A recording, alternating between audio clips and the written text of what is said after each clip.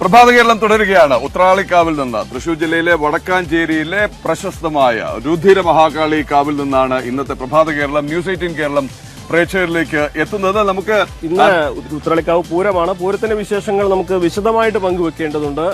പൂരത്തിന്റെ ഈ കഥകളും ഐതിഹ്യങ്ങളും ഒക്കെ ഓരോ ക്ഷേത്രങ്ങൾക്കും ഐതിഹ്യങ്ങൾ വ്യത്യസ്തമാണ്. പക്ഷേ പലതിന്റെയും പിന്നിലുള്ള കഥകൾക്കൊക്കെ ഒരേ രൂപം അല്ലെങ്കിൽ ഒരു ഏകീകൃത സ്വഭാവം നമുക്ക് കാണാൻ സാധിക്കും. ഇതൊരു ദേശത്തിന്റെ ഉത്സവമാണെന്ന് പറയുമ്പോൾ തന്നെ ഒരമ്പലത്തിന്റെ മാത്രമല്ല 3 ക്ഷേത്രങ്ങളിൽ നിന്നുള്ള ഉത്സവങ്ങളുടെ ഒരു സംഗമമാണ്. സ്വാഭാവികമായിട്ടും ഇതിന്റെ ഒരു ചരിത്രത്തിലേക്കൊക്കെ പോകാൻ നമ്മളെക്കാൾ ഈ കാര്യങ്ങളൊക്കെ അറിയുന്ന ഈ നാട്ടുകാരായ ആളുകൾ ചേരുന്നുണ്ട്. നമുക്ക് എന്താണെങ്കിലും അതിഥിയിലേക്ക് ഒന്ന് പോയി വരാം. എക്സിക്യൂട്ടീവ് ഓഫീസർ വി മുരളീധരൻ നമ്മോടൊപ്പം ചേരുകയാണ്. നമസ്കാരം. പ്രഭാത കേരളത്തിലേക്ക് ന്യൂസ് 18 കേരളത്തിലേക്ക് സ്വാഗതം. ഞങ്ങളൊക്കെ പറഞ്ഞ് കേട്ട കഥകളാണ്. അപ്പോൾ ഈ ക്ഷേത്രത്തിന്റെ ഒരു മഹാത്മ്യം, ക്ഷേത്രത്തിന്റെ ചരിത്രം, ഐതിഹ്യം, വേലയുടെ വിശേഷങ്ങളൊന്ന് പറഞ്ഞാൽ.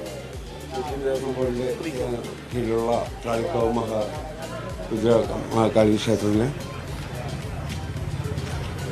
ഇന്നാണ് നമ്മുടെ കാത്തിരിക്കുന്ന ഉത്സവം അല്ലെ, വേല. ചരിത്രപ്രസിദ്ധമായ വേല ഇന്നാണ് ഇവിടെ ഇതായിട്ടുള്ളത്.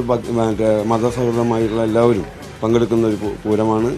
ഭക്തി ജനങ്ങൾ ഇന്നലെ തന്നെ കംപ്ലീറ്റ് ജനങ്ങൾ ഇവിടെ നിറഞ്ഞ് ഇതായിട്ടുണ്ട്. എന്തായാലും ഇവിടെ കൊച്ചിൻ ദേവസ്വം ബോർഡിൽ പുതിയ പ്രസിഡന്റും 2 മെമ്പർമാരും ഇന്നലെ ചാർജ് എടുത്തിട്ടുണ്ട്. അവർ ഇപ്പോൾ തന്നെ ഇവിടെ എത്തുന്നതാണ്. അവർ ബാക്കിയുള്ള കാര്യങ്ങളൊക്കെ അവർ പറയുന്നതാണ്. ഇവിടുത്തെ കാര്യങ്ങളൊക്കെ എല്ലാം മുറ പോലെ എല്ലാ കാര്യങ്ങളും ഭംഗിയായിട്ട് നടത്തിയിട്ടുണ്ട്. അതിൻ്റെ ഉള്ളിലുള്ള ഒരുക്കങ്ങൾ നല്ല ഭംഗി പോലെ പൂർത്തീകരിച്ച് കാര്യങ്ങൾ ഇന്ന് 5 മണിക്ക് തന്നെ നടന്നു. എങ്ങനെയാണ് ഇതിന്റെ ഒരു ചടങ്ങുകൾ? 11:30 കൂടി നമ്മുടെ ചടങ്ങുകൾ ഇവിടെ ഉത്രാളിക്കാവിലെ ഈ എങ്കക്കാടിന്റെ ദേശത്തിന്റെ പൂരം വരിക. അത് കഴിഞ്ഞ് മറ്റുള്ള കുമരനെല്ലൂര്, അങ്ങനെ വടക്കാഞ്ചേരി ദേശം, അങ്ങനെ 3 ദേശങ്ങളിൽ കൂടി ഇന്ന് പഞ്ചവാദ്യം വരവോടുകൂടി കാര്യങ്ങൾ നന്നായി നടക്കും. ഇവന്റെ മറ്റുള്ള കാര്യങ്ങളൊക്കെ കാര്യങ്ങളൊക്കെ വെളിച്ചപ്പാട് ഇന്ന് 8 മണി കഴിഞ്ഞാൽ പുറത്തേക്ക് പോകുന്നതാണ്. അതിനുള്ളിൽ പറയും കാര്യങ്ങളൊക്കെ നടത്തി നല്ല ഒരുക്കങ്ങൾ നടത്തിയിട്ടുണ്ട്. ബാക്കിയുള്ള കാര്യങ്ങളൊക്കെ ബാക്കി ദേവസ്വം ബോർഡ് പ്രസിഡന്റും ഒക്കെ വന്ന് കൊച്ചിൻ ദേവസ്വം ബോർഡിന്റെ കാര്യങ്ങൾ നടത്തി. ഈ 3 ദേശങ്ങളുടെ ഒരു സമാഗമം അല്ലേ? ഇവിടെ മതസൗഹൃദമായിട്ടുള്ള കാര്യങ്ങൾ നടത്തുന്നു. 3 ദേശങ്ങൾ ഒത്തൊരുമിച്ചുകൊണ്ട് നല്ല രീതിയിൽ കാര്യങ്ങൾ നടത്തിക്കൊണ്ടിരിക്കുകയാണ്. ട്രെയിന് പോകുന്നതിന്റെ ശബ്ദമാണത്. വെടിക്കെട്ടുകളും കാര്യങ്ങളൊക്കെ വൈകിട്ട് അതിഗംഭീരമായി നടത്തും. ഇവിടെ പ്രതീക്ഷിച്ച പോലെ വെടിക്കെട്ട് നടത്താനുള്ള ഒരു സാങ്ഷൻ നമ്മുടെ അമ്മ കൊടുത്തിട്ടുണ്ട്. ഹൈക്കോടതിയിൽ നിന്ന് തന്നെ വിധി കിട്ടിയിട്ടുണ്ട് അതിന്റെ കാര്യം നടത്താൻ. എല്ലാവരും ഓരോ വേലയ്ക്കും പ്രത്യേക അനുമതിയും.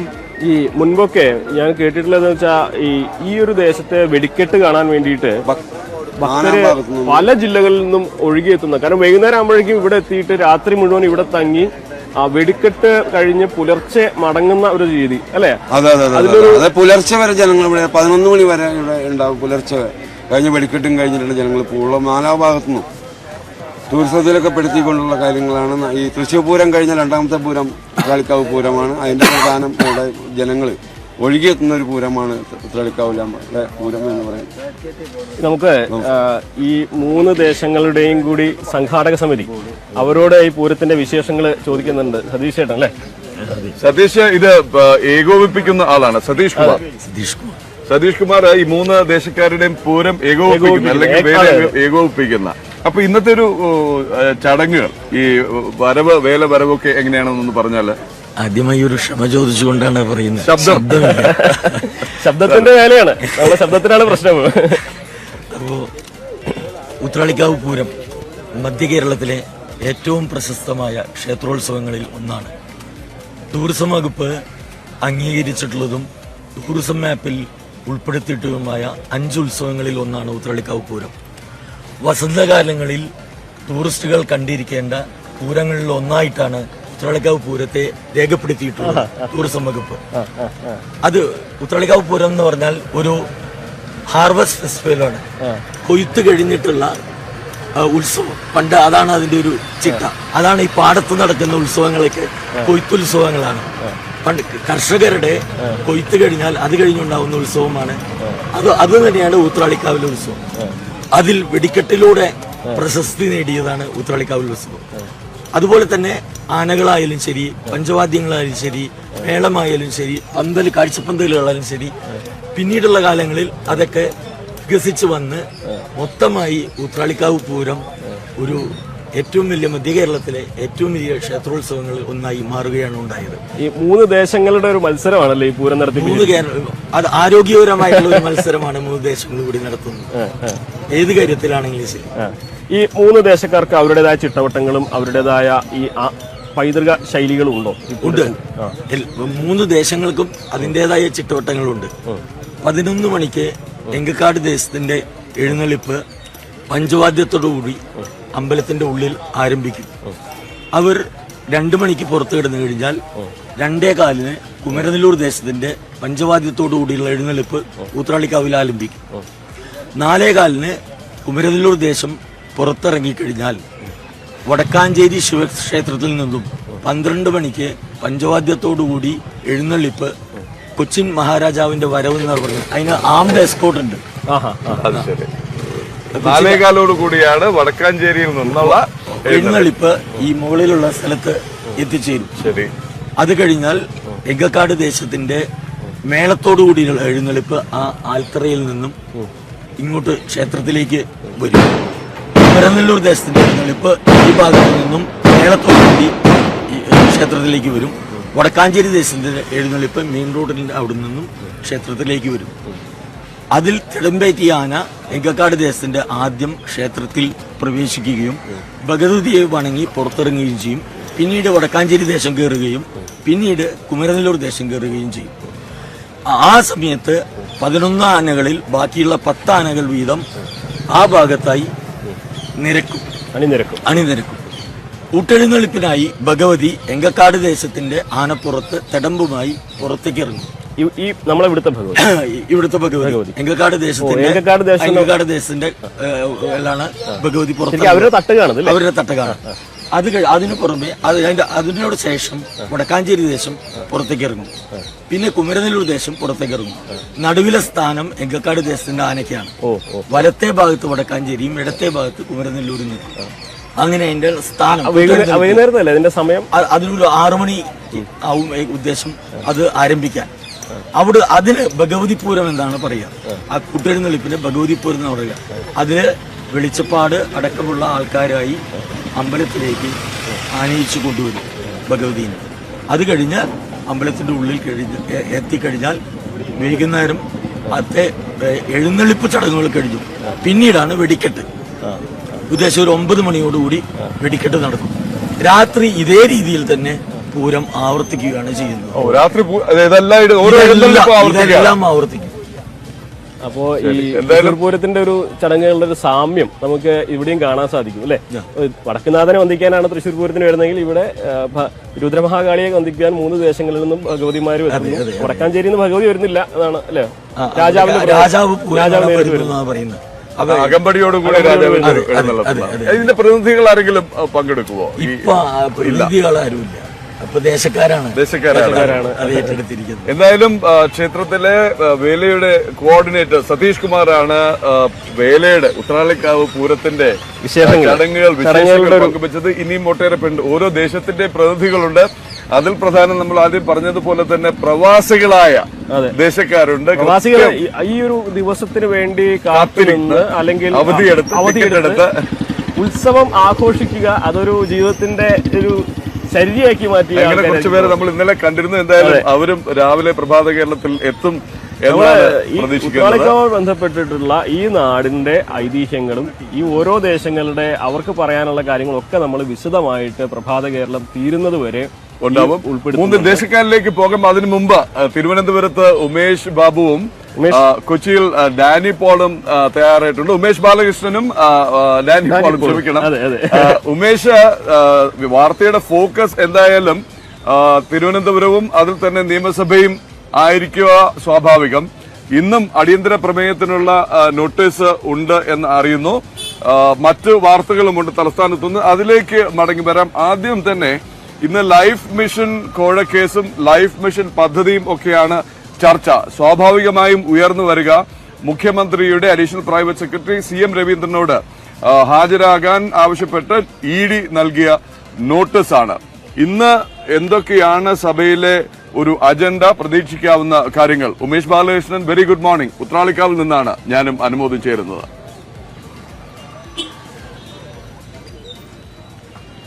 Good morning Pradeep, good morning Anumod. എന്തായാലും കഴിഞ്ഞ ദിവസത്തെ പോലെ ഇന്നും സഭയിൽ ഭരണ പ്രതിപക്ഷ ബഹളം ഉണ്ടാകുമെന്നുള്ള കാര്യത്തിൽ സംശയമില്ല. ഇന്ന് പ്രതിപക്ഷം അടിയന്തര പ്രമേയമായി ഉന്നയിക്കാൻ പോകുന്ന വിഷയം ലൈഫ് ഭവന നിർമ്മാണ പദ്ധതി സ്തംഭനാവസ്ഥയിലാണ് എന്നുള്ളതും അതുകൊണ്ട് തന്നെ അത് സഭ നിർത്തിവെച്ച് ചർച്ച ചെയ്യണമെന്നുള്ള ആവശ്യവുമായിരിക്കും.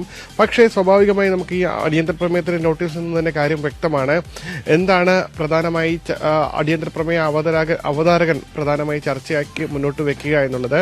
സ്വാഭാവികമായി മുഖ്യമന്ത്രിയുടെ additional private secretary CM രവീന്ദ്രനെ ED ചോദ്യം ചെയ്യാൻ ഇന്നലെ ഹാജരാകാൻ നിർദ്ദേശിച്ചിരുന്നു. ഇന്നലെ നിയമസഭയായതിനാൽ അദ്ദേഹം വരുന്നില്ല എന്നുള്ള മറുപടിയാണ് ലഭിച്ചത്. പക്ഷേ മാധ്യമങ്ങളോട് ഇത് സംബന്ധിച്ച വിശദീകരണം നൽകാൻ അദ്ദേഹം തയ്യാറായില്ല. തിരക്കാണ് എന്ന് പറഞ്ഞ് സ്വയം ഒഴിഞ്ഞു മാറുകയാണ് ഉണ്ടായത്. എങ്കിലും EDയുടെ ചോദ്യം ചെയ്യൽ നോട്ടീസ് രണ്ടാം ഘട്ടമായി ലഭിച്ചിരിക്കുന്നു. ഇതോടൊപ്പം ചില വ്യക്തിപരമായ ചാറ്റുകൾ, ഈ കേസിലെ പ്രതിയുമായി ബന്ധപ്പെട്ട് വ്യക്തിപരമായ ചില ചാറ്റുകൾ കൂടി പുറത്തു വന്നിരുന്നു. ആ സാഹചര്യത്തിൽ ഇതിന് സർക്കാർ സ്വാഭാവികമായി ED ചോദ്യം ചെയ്യലിന് ഹാജരാകുന്നതിന് ഒരു സംരക്ഷണം ഒരുക്കുന്നത് സർക്കാർ തന്നെയാണ്. സർക്കാർ നിയമസഭ കൂടുന്നു. സ്വാഭാവികമായി മുഖ്യമന്ത്രിയുടെ നിയമസഭയിലെ ഓഫീസിൽ എപ്പോഴും CM രവീന്ദ്രൻ ഉണ്ട്. സ്വാഭാവികമായി മുഖ്യമന്ത്രിയുടെ ഒരു സംരക്ഷണ വലയം CM രവീന്ദ്രന് ലഭിക്കുന്നുണ്ട്.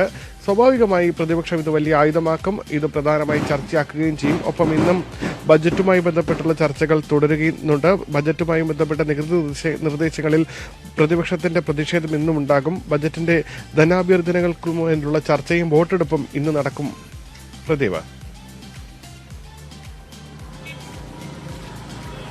ശരി, ഉമേഷ് ബാലകൃഷ്ണൻ തുടരണം. മറ്റു വാർത്തകളുണ്ട് എന്നറിയാൻ, പ്രത്യേകിച്ചും KSRTയെ സംബന്ധിച്ച്. പക്ഷേ ഇപ്പോൾ ഒന്ന് കൊച്ചിയിലേക്ക് പോയി വരാം. ഡാനി പോൾ ചേരുകയാണ്. Dani, good morning. Very good morning Dani. പ്രധാനമായും ഉയരുന്ന ചോദ്യം EDയുടെ അടുത്ത നടപടി എന്തായിരിക്കും എന്നുള്ളതാണ്. ഇന്നലെ ഹാജരാകാനായിരുന്നു CM രവീന്ദ്രൻ നോട്ടീസ് നൽകിയിരുന്നതെങ്കിൽ അദ്ദേഹം നിയമസഭാ സമ്മേളനം നടക്കുകയാണ്, തിരക്കാണ് എന്ന് പറഞ്ഞ് അതിൽ നിന്ന് തൽക്കാലത്തേക്ക് ഒഴിഞ്ഞ് മാറിയിരിക്കുകയാണ്. പുതിയ നോട്ടീസ് നൽകാനാണോ EDയുടെ നീക്കം? തുടർ നടപടികൾ എന്തൊക്കെയായിരിക്കും? ഡാനി പോൾ.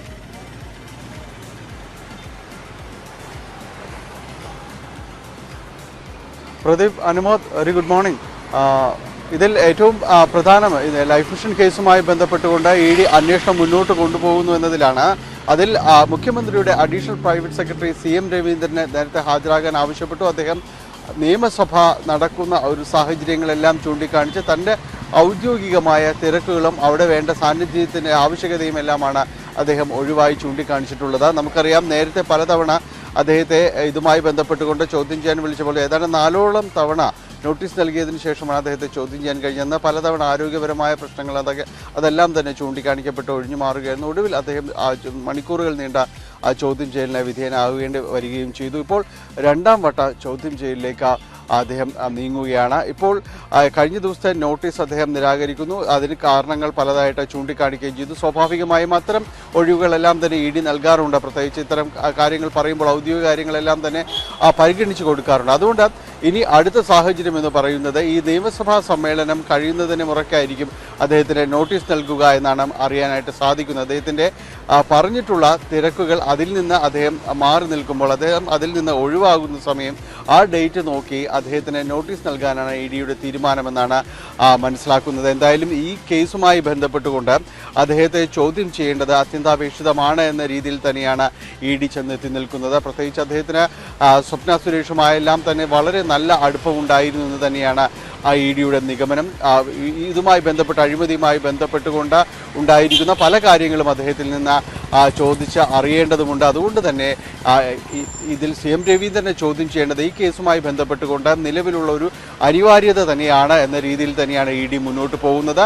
അദ്ദേഹത്തെ ചോദ്യം ചെയ്താൽ മാത്രം ഇതുമായി ബന്ധപ്പെട്ടുകൊണ്ട് കൂടുതൽ വിവരങ്ങൾ സ്വപ്ന സുരേഷും മറ്റുള്ളവരും അവരെയും ചോദ്യം ചെയ്യുന്നതിൽ ലഭിച്ച വിവരങ്ങൾ പലതുമെല്ലാം തന്നെ CM രവീന്ദ്രനുമായി കണക്ട് ചെയ്യുന്നത് തന്നെയാണ്. അതുകൊണ്ട് പല ഉത്തരങ്ങളും അദ്ദേഹത്തിൽ നിന്ന് തേടേണ്ടതുണ്ട്. അതുകൊണ്ട് അദ്ദേഹത്തെ ചോദ്യം ചെയ്യേണ്ടത് തന്നെ അത്യന്താപേക്ഷിതം തന്നെയാണ് എന്ന നിലപാടിൽ ED എത്തി നിൽക്കുന്നു. നിയമസഭാ സമ്മേളനം കഴിയുന്നതിൻ്റെ മുറയ്ക്ക് അദ്ദേഹത്തിന് അടുത്ത നോട്ടീസ് നൽകുമെന്നാണ് അറിയാൻ സാധിക്കുന്നത്. പ്രദീപ്.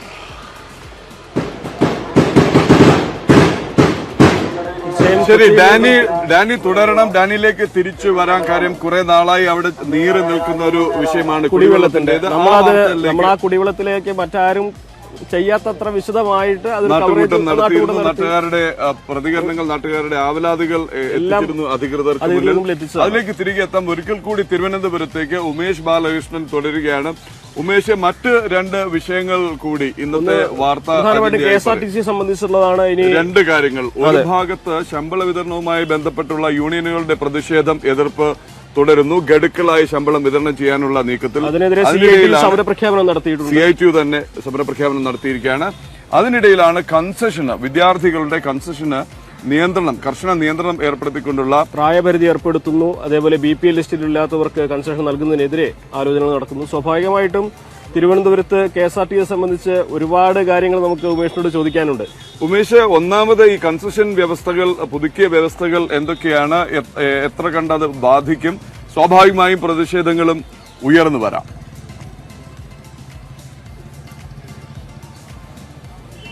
തീർച്ചയായും ഇത്തരമൊരു പ്രപ്പോസൽ നേരത്തെ തന്നെ ജസ്റ്റിസ് രാമചന്ദ്രൻ കമ്മീഷൻ KSRTC സമർപ്പിച്ചിരുന്നു. കഴിഞ്ഞ അക്കാഡമിക് വർഷത്തിന് മുൻപാണ് ഇത്തരമൊരു പ്രപ്പോസൽ മുന്നോട്ട് വെച്ചത്. പക്ഷേ സർക്കാരിന്റെയും വിദ്യാർത്ഥി പ്രസ്ഥാനങ്ങളുടെയും എതിർപ്പ് ശക്തമായതിനെ തുടർന്ന് നടപ്പാക്കാതെ മാറ്റിവെക്കുകയായിരുന്നു. പക്ഷേ KSRTC സാമ്പത്തിക പ്രതിസന്ധി രൂക്ഷമായി എന്നുള്ള കാരണം പറഞ്ഞാണ് വീണ്ടും ഇതേ പ്രപ്പോസൽ നടപ്പാക്കാൻ വേണ്ടി KSRTC പോകുന്നത്. ഇത് സംബന്ധിച്ചുള്ള മാർഗനിർദ്ദേശമാണ് ഇപ്പോൾ പുറത്തിറക്കിയിരിക്കുന്നത്. ഒരുപക്ഷെ വലിയ വിവാദമായേക്കാവുന്ന മാർഗനിർദ്ദേശമാണ്. അതിൽ ഏറ്റവും സുപ്രധാനം, ഇനി മുതൽ പൂർണ്ണമായി കൺസെഷൻ ലഭിക്കാൻ പോകുന്നത് സർക്കാർ എയ്ഡഡ് സ്കൂളിലെ വിദ്യാർത്ഥികൾക്ക് മാത്രമായിരിക്കും. അൺഎയ്ഡഡ് സ്കൂളിലെ വിദ്യാർത്ഥികൾക്ക് BPL പരിധിയിലുള്ള വിദ്യാർത്ഥികൾക്ക് മാത്രമായിരിക്കും ഇനി മുതൽ കൺസെഷൻ ലഭിക്കുക. കൂടാതെ കൺസെഷൻ ലഭിക്കാനുള്ള പ്രായപരിധി അത് 25 വയസ്സായി നിശ്ചയിച്ചിരിക്കുന്നു എന്നുള്ളതാണ് മറ്റൊരു വിവാദ തീരുമാനം.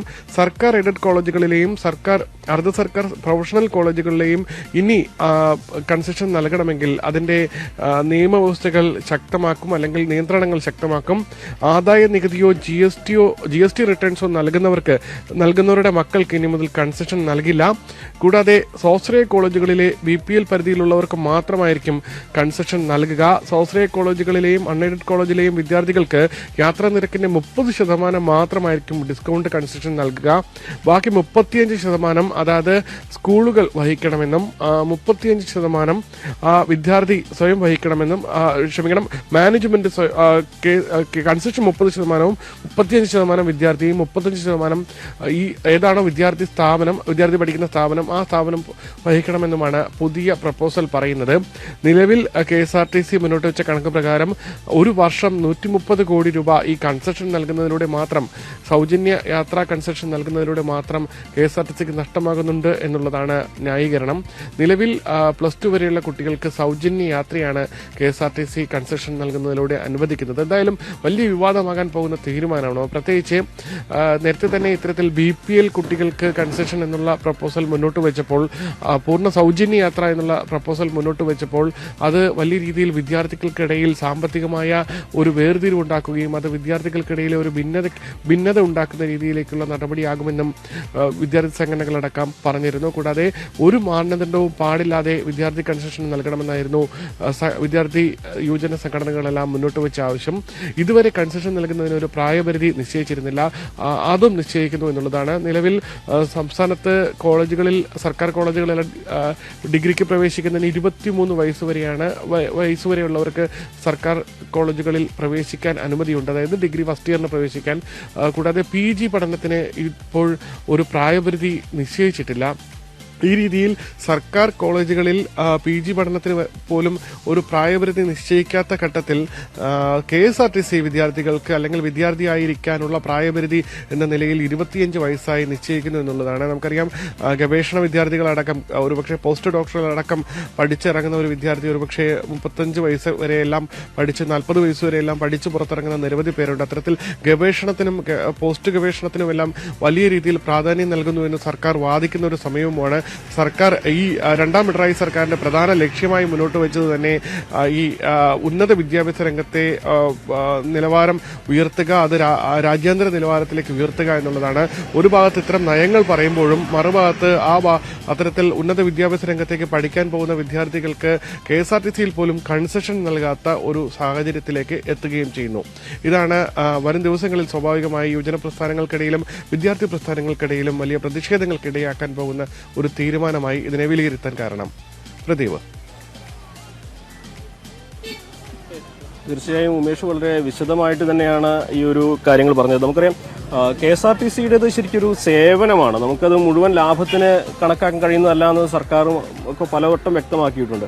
പക്ഷേ KSRTC സംബന്ധിച്ച് അസാധാരണ സാഹചര്യത്തിൽ അസാധാരണ തീരുമാനം എടുക്കേണ്ടി വരും എന്നുള്ളൊരു അതാണ് ഇത് ഈ കാർഡടച്ച് അതിനെ എതിർക്കാനും സാധ്യമല്ല. കാര്യം അതിന്റെ നിലനിൽപ്പ് പ്രായോഗികത എന്നൊരു സംഭവമുണ്ട്.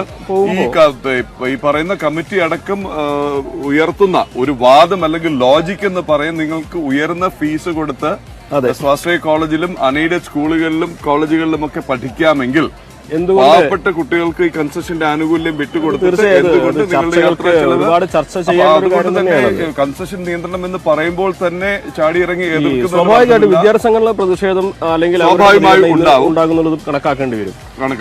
പക്ഷെ അതിനൊരു മറുവശം നിലനിൽപ്പിനായി കഷ്ടപ്പെടുന്ന 130 കോടി എന്ന് വെച്ചാൽ ചെറിയൊരു സംഖ്യയല്ല KSRTC സംബന്ധിച്ച്. അതുകൊണ്ടാണെങ്കിലും വരും ദിവസങ്ങളിൽ ഒരു ദിവസം കൂടി തീരുന്ന കാര്യമല്ല, എത്രത്തോളം നടപ്പിലാക്കാൻ കഴിയുമെന്ന കാര്യമാണ് നമുക്ക് എന്തായാലും. അതുപോലെ ഉമേഷ്, തദ്ദേശ സ്ഥാപനങ്ങളിലേക്കുള്ള ഉപതെരഞ്ഞെടുപ്പും നടക്കുകയാണ് അല്ലെ? 28 വാർഡുകളിലാണ് ഇന്ന് ഉപതെരഞ്ഞെടുപ്പ്. ഉമേഷ്.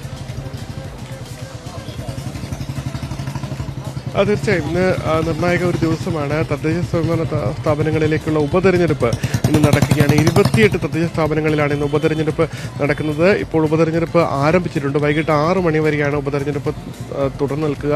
ഇടുക്കി, കാസർഗോഡ് ഒഴികെയുള്ള 12 ജില്ലകളിലും ഉപതെരഞ്ഞെടുപ്പ് പഞ്ചായത്ത് വാർഡിലെങ്കിലും കണക്കിലെടുത്താൽ ഉപതെരഞ്ഞെടുപ്പ് ഉണ്ട്. ഒരു ജില്ലാ പഞ്ചായത്ത്, ഒരു ബ്ലോക്ക് പഞ്ചായത്ത്, ഒരു കോർപ്പറേഷൻ, 2 മുനിസിപ്പാലിറ്റി കൂടാതെ 23 ഗ്രാമപഞ്ചായത്ത് എന്നീ നിലകളിലാണ് ഇന്ന് ഉപതെരഞ്ഞെടുപ്പ് നടക്കുന്നത്. ആകെ 97 സ്ഥാനാർത്ഥികൾ മത്സരരംഗത്തുണ്ട്. അതിൽ തന്നെ 4 പ്രത്യേകതയുമുണ്ട്. ആകെ 1,22,473 വോട്ടർമാരുണ്ട്. അതിൽ തന്നെ 58,315 പുരുഷന്മാരും 64,155 സ്ത്രീകളുമാണ്. 3 ട്രാൻസ്ജെൻഡറും പ്രവാസി വോട്ടർ പട്ടികയിൽ 10 പേരും ഉൾപ്പെടുത്തിയിട്ടുണ്ട്. 163 ബൂത്തുകളിലായാണ് ഇന്ന് പഞ്ചായത്ത് തെരഞ്ഞെടുപ്പുകൾ ഇന്ന് നിശ്ചയിച്ചിട്ടുള്ളത്. എന്തായാലും നടപടിക്രമങ്ങളെല്ലാം പൂർത്തിയായിട്ടുണ്ട്. ക്രമസമാധാന പ്രശ്നങ്ങളുള്ള ബൂത്തുകളിൽ വീഡിയോഗ്രാഫി അടക്കം നടത്തി സുരക്ഷയെല്ലാം വർദ്ധിപ്പിച്ചുകൊണ്ട് തന്നെയാണ് ഇന്നത്തെ തെരഞ്ഞെടുപ്പ് നടക്കുന്നത്. നാളെ 10 മണി മുതൽ വോട്ടെണ്ണൽ ആരംഭിക്കും. പ്രദീപ്. ശരി ഉമേഷ്, കൊച്ചിയിലേക്ക് പോവാണ്. ഉമേഷിനും കൂട്ടുകാർക്കും നിയമസഭയിലേക്ക് പോകാനുള്ള പ്രയാസത്തിലാണ്. ഇനി അവിടെ നിന്നുള്ള വാർത്തകൾ തുടരെയുണ്ടാവും. തത്സമയം തന്നെ ഡാനി പോൾ നമ്മൾ നേരത്തെ ഒന്ന് പറഞ്ഞു വെച്ചതാണ്. കൊച്ചിയിലെ കുടിവെള്ള പ്രശ്നം, പ്രഖ്യാപനങ്ങൾ, പദ്ധതികൾ, വാഗ്ദാനങ്ങൾ യഥാർത്ഥമായി പ്രശ്നപരിഹാരത്തിനുള്ള പ്രായോഗിക നിർദ്ദേശങ്ങൾ, നടപടികൾ എന്തെങ്കിലും ആയിട്ടുണ്ടോ ഡാനി?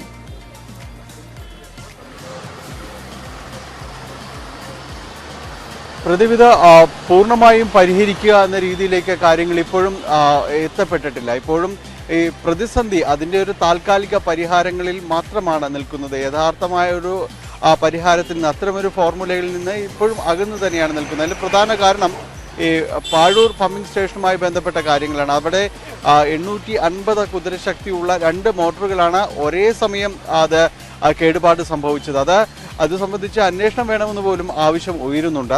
എന്തായാലും അതിൻ്റെ ഒരു മോട്ടോർ സംവിധാനം അത് പ്രവർത്തന സജ്ജമായിട്ടുണ്ട് എന്നാണ് അറിയുന്നത്. അതിൽ നിന്നുള്ള ഒരു പരീക്ഷണാടിസ്ഥാനത്തിലുള്ള പമ്പിംഗ് ആരംഭിച്ചിട്ടുണ്ട്.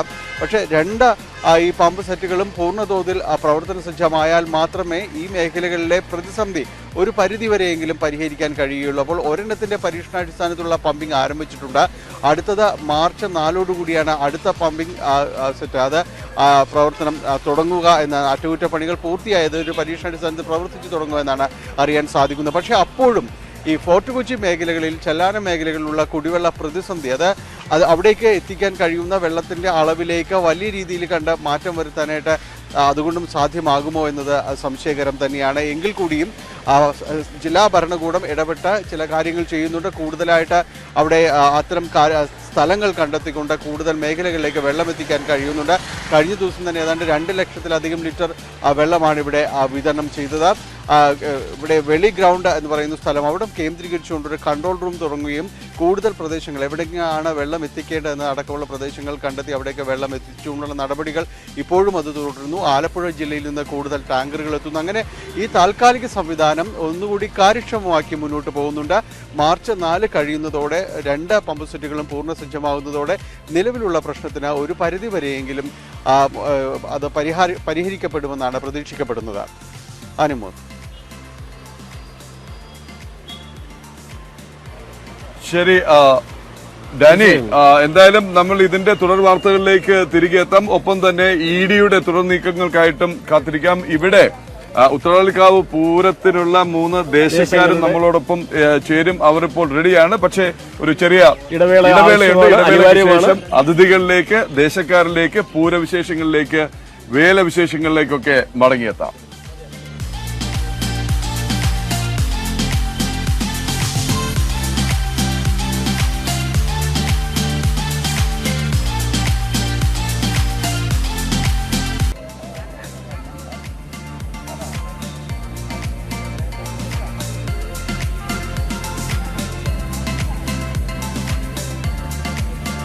പ്രഭാത കേരളം തുടരുകയാണ്. ഉത്രാളിക്കാവ് അല്പം മുമ്പ് പറഞ്ഞിരുന്നു പൂരത്തിന്റെ വേലയുടെ ഒക്കെ വിശേഷങ്ങൾ ന്യൂസ് 18 കേരളത്തിലൂടെ നിങ്ങൾക്ക് അറിയാമെന്ന്. ഇപ്പോൾ നമ്മോടൊപ്പം കൊച്ചി ദേവസ്വം ബോർഡ് അംഗം ശ്രീ പ്രേംരാജും എങ്കക്കാട്, കുമരനെല്ലൂർ, വടക്കാഞ്ചേരി ദേശക്കാരും തൽക്കാലം ഒരു മിനി പൂരമായി തന്നെ ഇവിടെ അണിനിരന്നിട്ടുണ്ട്. ശരിക്കും ഈ പൂരം എന്ന് വെച്ചാൽ ഈ ദേശങ്ങളുടെ ഒരു സംഗമം കൂടിയാണ്. ആരോഗ്യകരമായ മത്സരം കൂടി സംഗമവും. നമ്മളെ അഖില് ദേശക്കാരൻ കൂടിയാണ് ക്യാമറാമാൻ. മലപ്പുറത്തെ ക്യാമറമാൻ അഖിൽ ഓട്ടുപാറയാണ് പ്രധാന സംഘാടകനായി നമ്മുടെ കൂടെ ഇവിടെ ഉള്ളത്. എന്തായാലും ആദ്യം നമുക്ക് ശ്രീ പ്രേംരാജിലേക്ക് പോകാം. നമസ്കാരം, സ്വാഗതം ന്യൂസ് 18 കേരളത്തിലേക്ക്. അപ്പോ ഇതിന്റെ ഒരു പ്രാധാന്യം, ഐതിഹ്യം, ഇതിന്റെ ഒരു വിശേഷം അതൊന്ന് പങ്കുവെച്ചാൽ നന്നായി. 3 ദേശക്കാർ, വടക്കാഞ്ചേരി, കുമരനെല്ലൂർ, എങ്കക്കാട്, 3 ദേശക്കാർ കേരളത്തിന് വലിയൊരു മാതൃകയാവണം. ഐക്യത്തിലൂടെ സാഹോദര്യത്തിന്റെ ഒരു പ്രതീകമായി മാറുകയാണ് രുദ്ര മഹാകാളിക്കാവ് എന്ന ഈ ഉത്രാളിക്കാവിന്റെ മണ്ണിൽ. നമുക്കറിയാം, ഈ കാർഷിക കേരളത്തിന്റെ ഒരു ാണ് ഉത്സവങ്ങൾ. ആ ഉത്സവത്തിൽ തന്നെ കരിമരുന്നുകൊണ്ട് കരവിരുതല്ല കവിത രചിക്കുകയാണ് വടക്കാഞ്ചേരിയുടെ ഈ മണ്ണിൽ. നമ്മളൊന്ന് മനസ്സിലാക്കേണ്ടതുണ്ട്, കാർഷിക കേരളം കാണുന്നത് കൃഷിക്കാരന്റെ അവന്റെ കലവറ നിറച്ചുകൊണ്ട് അവന്റെ മനസ്സ് നിറയ്ക്കുന്ന രീതിയിലേക്ക് മാറുകയാണ്. അത് വളരെ നല്ല രീതിയിൽ ഈ മണ്ണിൽ നിന്ന് കേരളത്തിനല്ല ഒരുപക്ഷെ ലോകത്തിന് തന്നെ മാതൃകയാക്കാൻ കഴിയും. ഞങ്ങൾ ദേവസ്വം ബോർഡ് എന്ന നിലയ്ക്ക് ഇവിടുത്തെ പൂരവുമായി ബന്ധപ്പെട്ട് എല്ലാ ഒരുക്കങ്ങളും പൂർണ്ണമാണ്. ഇവിടെ ഫയർഫോഴ്സിന്റെ അതുപോലെ തന്നെ ക്രമസമാധാനത്തിന് എല്ലാ രീതിയിലും. ഇന്ന് മറ്റൊരു കാര്യം മനസ്സിലാക്കേണ്ടതുണ്ട്, പുലർച്ചെ വരെ നല്ല തണുപ്പാണ്. പ്രകൃതി വീണ്ടും വലിയൊരു ചൂടിലേക്ക് മാറുകയാണ്. ആ ചൂട് എങ്ങനെയൊക്കെ തരണം ചെയ്യാമെന്ന് പോലും നമ്മുടെ ദേവസ്വം ബോർഡിന്റെ ഇവിടുത്തെ ഭരണാധികാരികൾ, ഇവിടുത്തെ ജീവനക്കാർ സശ്രദ്ധം വീക്ഷിക്കുകയാണ്. അതുപോലെ തന്നെ നമുക്കറിയാം, ഫയർഫോഴ്സ്, പോലീസ്, ഇവരുടെ എല്ലാം സാഗൂതവും സശ്രദ്ധയും ഇവിടെയുണ്ട്. എന്തായിരുന്നാലും ന്യൂസ് 18യുടെ പ്രഭാതത്തിൽ നമുക്ക് ഒത്തുചേരാൻ കഴിയുന്ന സന്തോഷമാണ്. അതിന്റെ ഐതിഹ്യങ്ങളൊക്കെ എന്നേക്കാൾ കൂടുതൽ അറിവുള്ള എങ്കക്കാടിന്റെയും വടക്കാഞ്ചേരിയുടെയും അമരക്കാരുടെയുണ്ട്. അവരിലേക്ക് നമുക്ക് എന്തായാലും അവരിലേക്ക് പോകാം.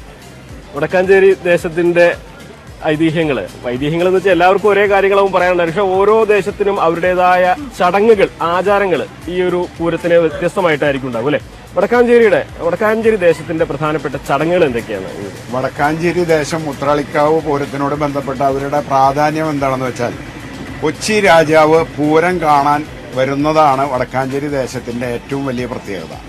കുമരനെല്ലൂരും എങ്കക്കാടും ഉത്രാളിക്കാവിൽ പൂരം നടത്തുമ്പോൾ നമ്മൾ വടക്കാഞ്ചേരി ക്ഷേത്രത്തിൽ പഞ്ചവാദ്യത്തോടുകൂടി 11 ആനയോടുകൂടി എഴുന്നള്ളിപ്പോടുകൂടി രാജാവ് ആനപ്പുറത്ത് കയറി, പഴയകാലത്ത് നായർ പടയാളികളായിരുന്നു, അതിനു പകരം സർക്കാർ നിശ്ചയിച്ച 2 പോലീസുകാർ തോക്കേന്തി നമ്മുടെ തിടമ്പേറ്റിയ ആനയുടെ മുമ്പിൽ, അതായത് കൊച്ചി രാജാവിന്റെ പല്ലക്കിന് മുമ്പിൽ ഇപ്പോഴും ഉണ്ടാവും. അത് സർക്കാർ നിയമമാണ്. അങ്ങനെ വന്ന് 12:30 മണിക്ക് വടക്കാഞ്ചേരി ശിവക്ഷേത്രത്തിൽ ആരംഭിച്ച് 4 മണിക്ക് ഉത്രാളിക്കാവിൽ എത്തിച്ചേരുന്ന രീതിയിലാണ് കാര്യങ്ങളൊക്കെ തീരുമാനിച്ചിട്ടുള്ളത്. അപ്പോൾ കൊല്ലങ്ങളായി നൂറ്റാണ്ടുകളായി നടന്നു വരുന്ന ഈ വടക്കാഞ്ചേരി ദേശത്തിന്റെ രാജാവിന്റെ എഴുന്നള്ളിപ്പ് വരുമ്പോൾ 2 കൊല്ലം മുമ്പ് ഇവിടെ ഒരു ദേവപ്രശ്നം ഉണ്ടായപ്പോൾ വടക്കാഞ്ചേരി ദേശക്കാരെ രാജാവിനെ സ്വീകരിക്കാൻ നമ്മളുടെ മെയിൻ റോഡിൽ ഒരു കവാടം ഉണ്ടാക്കണം എന്ന് ദേവജ്ഞൻ പറഞ്ഞ ഒരു ചരിത്രം കൂടി വടക്കാഞ്ചേരി ദേശത്തിന്റെ ഓർമ്മയിലേക്ക് കടന്നു വരുന്നുണ്ട്. പുറമെ പഞ്ചവാദ്യം കേരളത്തിലെ ഇപ്പൊ ചെർപ്പളശ്ശേരി ശിവേട്ടൻ എന്ന് പറഞ്ഞാൽ എല്ലാവർക്കും അറിയാം. ചെർപ്പളശ്ശേരി ശിവേട്ടനാണ് നമ്മുടെ മദ്ദളത്തിന്റെ പ്രമാണി. അതുപോലെ വൈക്കം ചന്ദ്രനാണ് നമ്മളുടെ മറ്റേ തിമലയുടെ പ്രമാണി. അതേപോലെ തന്നെ മേളത്തിന്റെ ആണെങ്കിൽ പത്മശ്രീ പെരുവനം കുട്ടന്മാരാണ്. ആ വെടിക്കെട്ടിന്റെ കാര്യം ഇപ്പോൾ നമ്മൾ പറയേണ്ട കാര്യമില്ലല്ലോ. അത് നേരത്തെ നമ്മുടെ മെമ്പർ പറഞ്ഞ പോലെ കരിമരുന്നിന്റെ ഒരു കാഹളം തന്നെയാണ്. ഓരോ ദേശവും മത്സരിച്ചിട്ടായിരിക്കും ഈ എല്ലാ മേഖലകളും പക്ഷെ വളരെ സൗഹാർദ്ദപരമായ മത്സരങ്ങളാണ്. കേരളത്തിലെ തലയെടുപ്പുള്ള ഗജവീരന്മാരും വാദ്യക്കാരും വെടിക്കെട്ടുകാരും പന്തലുകാരും വേണ്ട അന്നദാനക്കാര് വരെ അങ്ങനെ എല്ലാവരും നിറഞ്ഞ ആടുന്ന ഒരു സ്ഥലം തന്നെയാണ്. ചരിത്രം കൊണ്ട് വടക്കാഞ്ചേരിയുടെ അതാണല്ലോ ടൂറിസം നമ്മളെ അംഗീകരിച്ചത്. എല്ലാ രംഗത്തും, ഒരു രംഗത്തും മാത്രമല്ല, എല്ലാ രംഗത്തും തീർമതയാർന്നൊരു പൂരം തന്നെയാണ് ഉത്രാളിക്കാവ് പൂരം. ഈ തൃശ്ശൂർ പൂരത്തിന് തിരുവമ്പാടിയും പാറമേക്കാവും തമ്മിൽ വലിയ മത്സരമാണെങ്കിലേ ഈ ദേശക്കാർ തമ്മിൽ ഭയങ്കര സൗഹൃദത്തിലാണ് അല്ലെ? കുമരനെല്ലൂർ ദേശം ഏങ്കക്കാടിന്റെ ഒരു കുലദൈവം അല്ലെ, തട്ടകമാണ് ഇവിടെ. ഏങ്കക്കാട് ദേശത്തെ കുറിച്ച് പറയുകയാണെങ്കിൽ ഞങ്ങൾക്ക് പറയാനുള്ളത് ഇവിടുത്തെ തട്ടക ദേശമാണ്. അതെ അതെ. ഞങ്ങളുടെ എഴുന്നള്ളിപ്പാണ് ആദ്യം നടക്കുക. 11 മണിക്കാണ് ഞങ്ങളുടെ എഴുന്നള്ളിപ്പ് സ്റ്റാർട്ട് ചെയ്യുക. അപ്പോൾ തട്ടക ദേശം എന്നുള്ളതാണ് ഏറ്റവും വലിയ പ്രത്യേകത. 11 മണിക്ക് നാദസ്വരം തുടങ്ങും. 11:30 പഞ്ചവാദ്യം. അത് കുനിശ്ശേരി അനിയന്മാരാണ് പ്രമാണം. അതിൽ കുനിശ്ശേരി ചന്ദ്രനുണ്ട് മദ്രത്തില്. അതുപോലെ പാഞ്ഞൂരി ചേലക്കര സൂര്യൻ, കൊമ്പിലാണെങ്കിൽ മച്ചാട് മണികണ്ട്. 11:30 സ്റ്റാർട്ട് പഞ്ചവാദ്യം തുടങ്ങിക്കഴിഞ്ഞാൽ ഒരു 2 മണിക്ക് ഞങ്ങൾ പുറത്തേക്ക് ഇറങ്ങും. ആ സമയത്താണ് കുമരനെല്ലൂർ ദേശം ഉള്ളിൽ കയറുക. 2 മണിക്ക് ഞങ്ങൾ പുറത്തേക്ക് ഇറങ്ങണമെങ്കിൽ ഇതിന്റെ ശ്രീമൂല സ്ഥാനം എന്ന് പറയുന്നത് മുല്ലയ്ക്കൽ ആലിൻചോടാണ്. അതായത് ഭഗവതി ആദ്യം വന്നത് മുല്ലയ്ക്കൽ ആലിൻചോട്ടിലാണ്. ആ മുല്ലയ്ക്കൽ ആലിൻചോട്ടിലെ ഒരു പറയെടുപ്പുണ്ട്. അത് ഏറ്റവും വലിയൊരു പ്രത്യേകതയാണ്. അത് ആ ദേശത്തെ ആൾക്കാരുടെ ഒരു പറയെടുപ്പാണ്. അപ്പൊ ഈ ദേവീനെ നമ്മൾ ഇവിടുന്ന് ഉത്രാളിക്കാവുന്ന മുല്ലയ്ക്കൽ ആലിൻചോട്ടിലേക്ക് കൊണ്ടുപോകും. അവിടെ പോയിട്ട് പറയെടുപ്പാണ്, ആനയാണ് പറയെടുക്കുക. അതിനുശേഷം ഞങ്ങൾ തിരിച്ചു വരും. പിന്നെ മേളാണ്. മേളം ഒരു 4 മണിക്ക് സ്റ്റാർട്ട് ചെയ്യും. ചെറുശ്ശേരി കുട്ടന്മാരാണ് മേളപ്രമാണി. തിരുവമ്പാടി പൂരത്തിന്റെ തൃശ്ശൂർ പൂരത്തിന്റെ തിരുവമ്പാടിയുടെ 2ാമത്തെ മേളപ്രമാണിയാണ് ചെറുശ്ശേരി കുട്ടന്മാരാർ. അപ്പൊ അദ്ദേഹമാണ് നമുക്ക് മേളത്തിന് പ്രാവശ്യമുള്ളത്. 100-ൽ പരം കലാകാരന്മാരുണ്ട് മേളത്തിന്. അതിനുശേഷം തൃശ്ശൂർ പൂരത്തിന്റെ പോലെ തന്നെ കുടമാറ്റാണ്. ഈ 3 ദേശക്കാരും പരസ്പരം, അതായത് ഓപ്പോസിറ്റ് നിന്നിട്ടല്ലെങ്കിലും 3 ദേശക്കാരും വലിയൊരു കുടമാറ്റം അവിടെ നടക്കുന്നുണ്ട്. അതിനുശേഷം നമ്മുടെ ഏറ്റവും ചരിത്രത്തിലെ ഏറ്റവും വലിയ പ്രധാനമുള്ള പരിപാടിയാണ് നമ്മുടെ കുട്ടിയെഴുന്നള്ളിപ്പ് ഭഗവതി പൂരം. അവിടെയാണ് 3 ദേശങ്ങൾ സംഗമിക്കുന്ന സ്ഥലം. അതായത് എങ്കക്കാടും കുമരനെല്ലൂരും വടക്കാഞ്ചേരിയും സംഗമിക്കുന്ന സ്ഥലം ഈ ഭഗവതി പൂരത്തിനാണ്.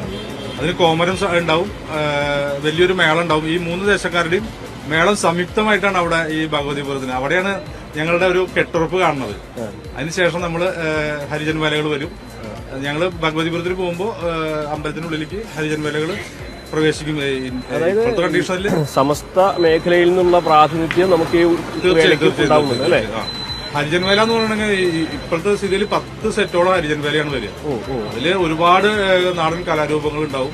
വളരെയധികം പ്രത്യേകതയുള്ള ഭൂതം കെട്ടിയിട്ടും എല്ലാം ഉണ്ടാവും. ഭൂതം ഉണ്ടാവും, തിറ ഉണ്ടാവും, അതുപോലെ എല്ലാ കലാരൂപങ്ങളും ഉണ്ടാവും. ദേവിക്ക് ഏറ്റവും ഇഷ്ടമുള്ള ഒരു കാര്യമാണ് ഹരിജൻ വേല ഇവിടെ വന്ന് കാവ് കയറുക എന്നുള്ളത്. നമുക്ക് കുമരനെല്ലൂർ ദേശക്കാരെടുത്ത്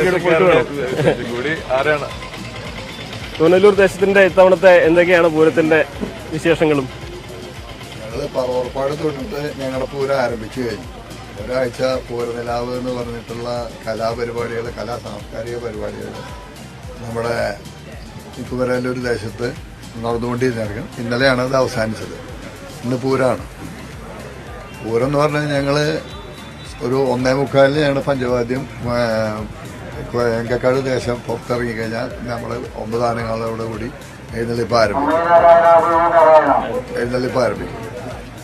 അത് 4:15 പുറത്തു നിന്ന് കഴിഞ്ഞാൽ ആ സൈഡിൽ നിന്ന് വടക്കേ സൈഡിൽ നിന്ന് 9 ആനകളോട് മേളത്തോടു കൂടി എഴുന്നള്ളിപ്പ് ആരംഭിക്കും. അത് കഴിഞ്ഞ് എഴുന്നള്ളിപ്പാന അകത്ത് കയറി എഴുന്നള്ളിപ്പ് കഴിഞ്ഞ് അവിടുന്ന് കൂട്ടിയെഴുന്നള്ളിപ്പ് 3 കൂട്ടരും കൂടി കൂട്ടിയെഴുന്നള്ളിപ്പ് ആരംഭിക്കും. ഇതാണ് നമ്മുടെ ചടങ്ങ്. ഇത് തന്നെ രാത്രി ഇത് തന്നെ രാത്രി വീണ്ടും ആവർത്തനം. ഈ കൂട്ടിയെഴുന്നള്ളിപ്പ് കഴിഞ്ഞാൽ വെടിക്കെട്ടുണ്ടാവും. അത് കഴിഞ്ഞ് രാത്രി പൂരം ആവർത്തനം തന്നെ ഇതേ ടൈം. ആരോഗ്യകരമായ മത്സരം. ഞങ്ങൾ തമ്മിൽ എന്ത് കാര്യങ്ങളും കൂട്ടായിട്ടാണ് തീരുമാനിക്കാറ്.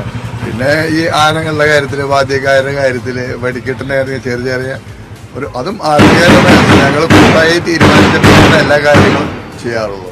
ഞാനെങ്കിലും വളരെ അതെ. ഇതിനൊപ്പം വളരെ പെട്ടെന്ന് നമുക്ക് നേരത്തെ പറഞ്ഞ പോലെ പ്രവാസികളായ പൂര ആഘോഷ കമ്മിറ്റിക്കാരും ഇവിടെയുണ്ട്. പേര് ശ്രീകുമാർ. എവിടെയാണ്? ഖത്തറിലാണ്. രജീഷും ഖത്തറിൽ തന്നെയാണ്. അപ്പൊ എല്ലാ വർഷവും പൂരത്തിന് ഇവിടെ എത്തിയിരിക്കുമോ? തീർച്ചയായിട്ടും. ഇപ്പൊ ഞാൻ 15 വർഷമായിട്ട് പ്രവാസിയാണ്. എല്ലാ വർഷവും നമുക്ക് പൂരം എന്നുള്ളൊരു ദിവസം ഉണ്ടെങ്കിലാണ്, ഒരു പൂരം തൊട്ട് പൂരം വരെയാണ് നമ്മുടെ ഒരു വർഷം കണക്കാക്കിയിട്ടുള്ളത്. അപ്പോ ആ വെക്കേഷനും ഒക്കെ നമ്മൾ പ്ലാൻ ചെയ്യുന്നതും എന്നും നമ്മൾ പൂരത്തിന്റെ സമയത്തൊക്കെയാണ്. എന്ത് കാര്യങ്ങളായാലും പൂരമായിട്ട് ബന്ധപ്പെടുത്തിയിട്ട് നമുക്കൊക്കെ ചിന്തിക്കാനേ സാധിക്കുള്ളൂ. കോവിഡ് കാരണം 3 കൊല്ലം കോവിഡ് കാരണം ബുദ്ധിമുട്ടുണ്ടായെങ്കിലും പൂരം നഷ്ടപ്പെടുത്താനുള്ള ഇടം വരുത്തിയിട്ടില്ല. അപ്പോഴും നമുക്ക് യാത്ര ചെയ്യാനുള്ള സാഹചര്യം ഉണ്ടാക്കിയിട്ട് യാത്ര ചെയ്യായിരുന്നു. അപ്പോ നമുക്കുള്ള പ്രതീക്ഷ, നമുക്കുള്ള ഒരു വർഷത്തേക്കുള്ള ഊർജം, ഒരു വർഷത്തേക്ക് ജോലി ചെയ്യാനായാലും സമ്പാദിക്കാനായാലും എനർജി കിട്ടുന്നത് അത് നമ്മുടെ പൂരത്തിൽ നിന്നാണ്. അപ്പോ അതിന് വരിക, പങ്കുവെക്കുക, എല്ലാവരായിട്ടും നന്നായിട്ട് ആസ്വദിക്കുക. എനിക്ക് ഇവിടെ വന്ന് ഈ പൂരത്തിൽ അലിഞ്ഞ് അതിന്റെ ഭാഗമായിട്ട് വീണ്ടും നമ്മളെ ജോലി സ്ഥലത്തേക്ക് പോകുമ്പോ എത്രമാത്രം വലിയൊരു ഊർജ്ജമാണ് ഈ ഒരു ഓർമ്മകളൊക്കെ നിങ്ങൾക്ക് തരുന്നത്? തീർച്ചയായും ഈ ഒരു പൂരം കഴിഞ്ഞാൽ പിന്നെയുള്ള അടുത്ത വർഷത്തേക്കുള്ള ഒരു കാത്തിരിപ്പ് എന്ന് പറയുന്നത് അതാണ് ഇതിന്റെ ഏറ്റവും വലിയ ഊർജ്ജം. പിന്നെ അവിടെ ജോലി ചെയ്യാനാണെങ്കിലും എന്താണെങ്കിലും ഞങ്ങളെ സംബന്ധിച്ചിടത്തോളം നമുക്ക് ചിന്തിക്കാൻ വേറെ ഒന്നുമില്ല. ഇവിടെയുള്ളത് പോലെ മറ്റു പൂരങ്ങൾ, ആഘോഷം ഒന്നുമില്ല. ഞങ്ങളിൽ ഉത്രാളിക്കാവ് പൂരം എന്നുള്ള ഒരു ചിന്ത മാത്രമുള്ള മനസ്സിൽ കൊണ്ടുവരുന്ന ആൾക്കാരാണ്. ഒരേ ഒരു വികാരം. എന്താ വെച്ച് കഴിഞ്ഞാല് ഇപ്പൊ ഇന്ന് പൂരം ആണ്, നാളെ പൂരം കഴിഞ്ഞു, നാളെ പൂരം കഴിഞ്ഞാൽ തൊട്ട് അടുത്ത വർഷത്തേക്ക് എന്താണെന്നുള്ള ചിന്തയാണ്. അപ്പോ അടുത്ത വർഷത്തേക്കുള്ള ചിന്ത എന്ന് വെച്ച് കഴിഞ്ഞാൽ ഇത് മാത്രമേ ഉള്ളൂ നമ്മുടെ മനസ്സിലെല്ലാവർക്കും. ഏറ്റവും കൂടുതൽ ഏതാ ആസ്വദിക്കുന്നത്? ആനകളെയാണോ വെടിക്കെട്ടിനാണ്? ഇതിന്റെ ഓരോ ഘടകവും ആസ്വദിക്കേണ്ടതാണ്. എന്താ വെച്ചാൽ പറവറപ്പാട് മുതൽ നമ്മുടെ കുമരനെല്ലൂർ ദേശത്ത് സജ്ജമാക്കിയിട്ടുള്ള പ്രത്യേക വേദിയില് പൂരനിലാവ് എന്ന് പറഞ്ഞിട്ട് അനവധി ലോകോത്തര കലാകാരന്മാരെ അണിനിരത്തിക്കൊണ്ട് നമ്മൾ പരിപാടികൾ ചെയ്യുന്നുണ്ട്. അതുകൂടാതെ ഇത് ആന എഴുന്നള്ളിപ്പ്, പഞ്ചവാദ്യം, മേളം, വെടിക്കെട്ട്. ഭയങ്കര വികാരമാണ് ഞങ്ങൾക്ക് വെടിക്കെട്ട് എന്നുള്ളത്. അത് ഭഗവതി സഹായിച്ച് ഞങ്ങൾക്ക് ഹൈക്കോടതിയിൽ നിന്ന് അനുമതി ലഭിച്ച് സാമ്പിൾ വെടിക്കെട്ട് പൊട്ടിക്കാൻ സാധിച്ചു. അപ്പൊ അതൊക്കെ വലിയ കാര്യങ്ങളാണ് ഉത്രാളിക്കാവില് സംഭവിച്ചുകൊണ്ടിരിക്കുന്നത്. എന്തായാലും വളരെയധികം നിങ്ങളെയൊക്കെ കാണാൻ പറ്റിയതിൽ വളരെയധികം സന്തോഷം. ശരി, അപ്പോൾ ആവേശത്തിലാണ്, കാത്തിരിപ്പിലാണ് ഓരോ നിമിഷവും. ഒരു വർഷത്തിന്റെ ദിവസങ്ങൾ എണ്ണി കാത്തിരിക്കുന്ന പോലെ ഇനി അങ്ങോട്ട് ഓരോ നിമിഷവും കാത്തിരിപ്പാണ് പുറപ്പാടിന് ആയിട്ടുള്ള.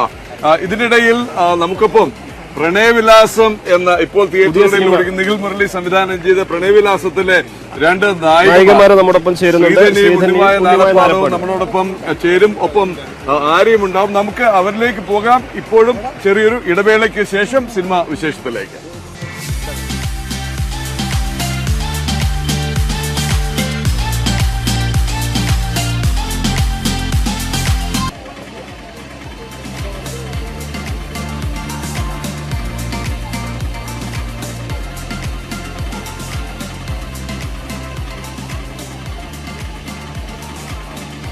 അപ്പോൾ വേലയുടെ വിശേഷങ്ങളുമായി ഉത്രാളിക്കാവിൽ നിന്ന് പ്രഭാത കേരളം തുടരുകയാണ്. നേരത്തെ സൂചിപ്പിച്ചതുപോലെ തന്നെ നമുക്ക് 2 അതിഥികൾ ഉണ്ട്. പ്രണയവിലാസം എന്ന സിനിമയിലെ 2 നായികമാർ ശ്രീധന്യയും ഉണ്ണിമായ നാലപ്പാടവും.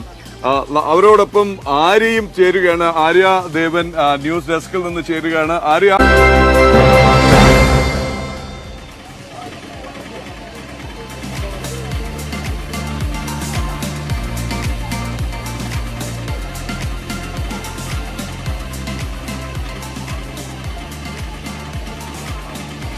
അപ്പോൾ വേലയുടെ വിശേഷങ്ങളുമായി ഉത്രാളിക്കാവിൽ നിന്ന് പ്രഭാത കേരളം തുടരുകയാണ്. നേരത്തെ സൂചിപ്പിച്ചതുപോലെ തന്നെ നമുക്ക് 2 അതിഥികൾ ഉണ്ട്. പ്രണയവിലാസം എന്ന സിനിമയിലെ 2 നായികമാർ ശ്രീധന്യയും ഉണ്ണിമായ നാലപ്പാടവും.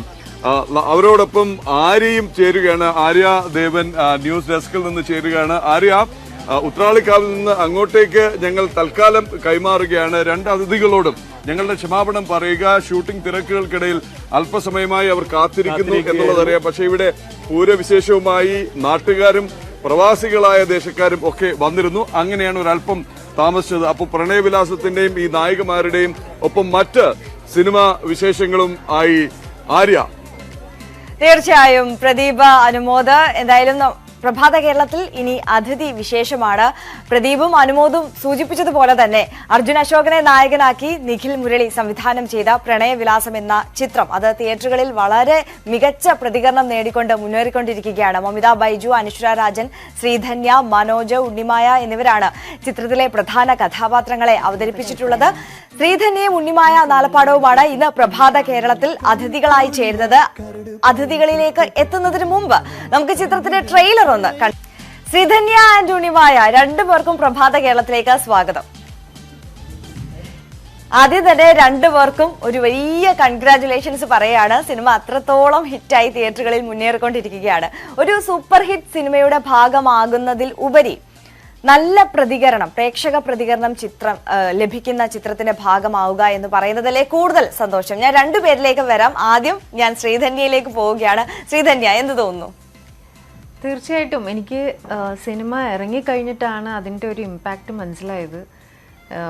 എനിക്ക് തോന്നുന്നു ഇത്രനാളും ഓഫ്കോഴ്സ് പടങ്ങൾ ചെയ്തിട്ടുണ്ടെങ്കിലും ഇങ്ങനൊരു മൂവി പ്രേക്ഷകരെ ഏറ്റെടുത്തിട്ട് ആ ഒരു സ്നേഹം നമ്മളോട് പ്രകടിപ്പിക്കുന്നതും പല സ്ഥലത്ത് കാണുന്നതും ഒക്കെ കാണുമ്പോൾ സത്യം പറഞ്ഞാൽ ഒരുപാട് സന്തോഷവും സംതൃപ്തിയും എനിക്ക് പറഞ്ഞറിയിക്കാൻ പറ്റില്ല. അത്രയും സന്തോഷമുണ്ട് ആ ക്യാരക്ടറിനെ അവർ സ്നേഹിക്കുന്നതും ഒക്കെ കാണുമ്പോൾ. ഞാൻ തിയേറ്ററിൽ പോയപ്പോഴും അവരുടെ കണ്ണുകളിൽ നിന്ന് എനിക്കത് മനസ്സിലായി. കൂടുതൽ എനിക്ക് പോകാൻ പറ്റിയില്ല, പ്രൊമോഷൻ്റെ ഭാഗമായിട്ട് ഷൂട്ട് നടക്കുന്നതുകൊണ്ട്. ട്രിവാൻഡ്രത്ത് ഞാൻ പോയപ്പോൾ കണ്ടത് എനിക്ക് ഒരുപാട് സന്തോഷമായി കണ്ടപ്പോൾ. തീർച്ചയായും ഉണ്ണിമായയുടെ ഒരു എക്സ്പീരിയൻസ് എങ്ങനെയാണ്? ഇപ്പോൾ ഒരുപാട് പ്രേക്ഷകരുടെ ഭാഗത്ത് നിന്ന് നല്ല ചിത്രം എന്നുള്ള ഒരു പ്രതികരണം കിട്ടുന്നുണ്ട്. അപ്പോൾ ആ ഒരു ചിത്രത്തിന്റെ ഭാഗമാകാൻ കഴിഞ്ഞതിൽ വലിയ സന്തോഷമല്ലേ? അതും ചിത്രം സൂപ്പർ ഹിറ്റും ആയിട്ടുണ്ടല്ലോ.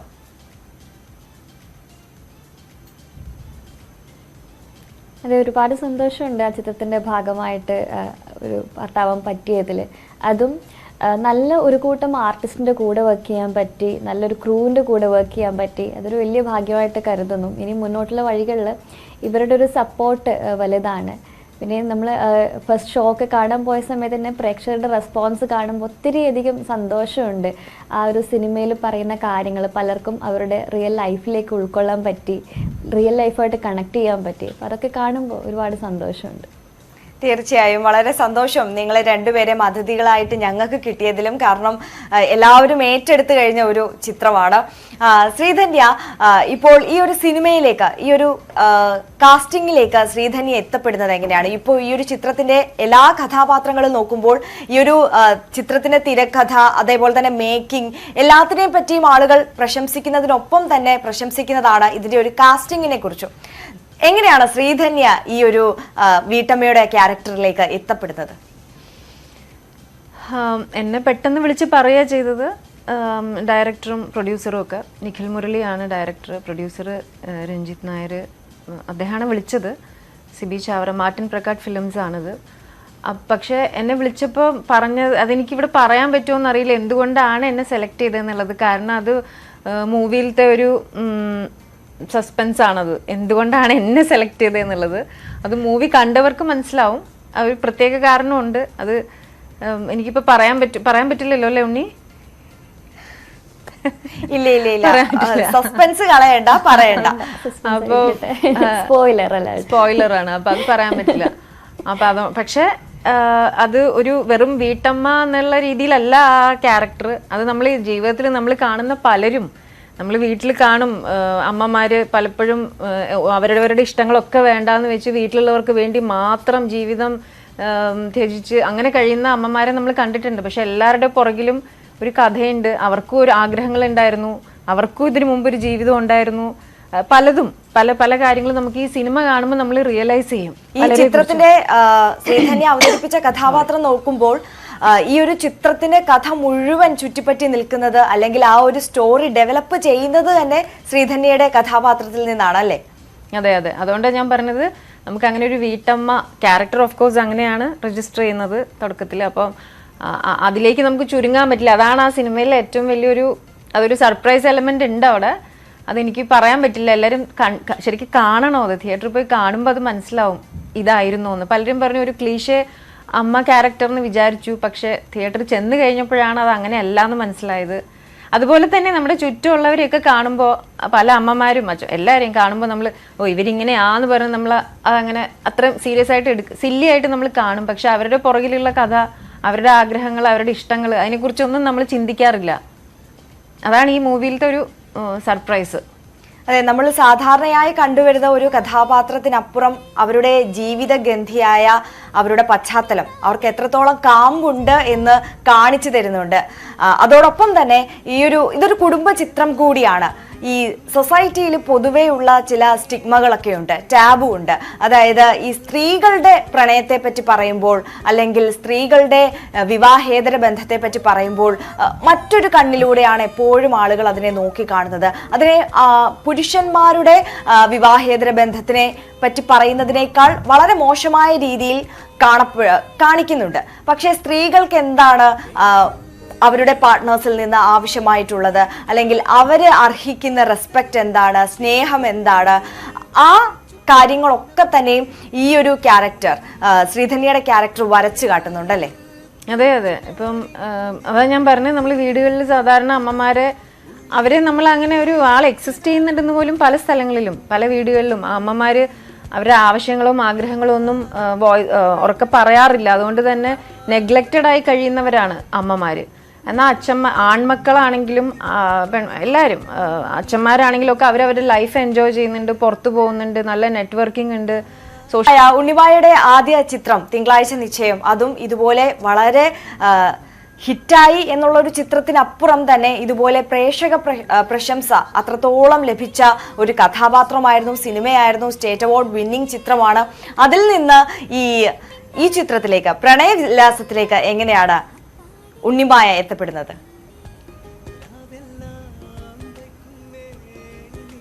എന്നെ ആദ്യം വിളിക്കുന്നത് എൻ്റെ സ്ക്രിപ്റ്റ് റൈറ്ററായിട്ടുള്ള സുനുവേട്ടനായിരുന്നു.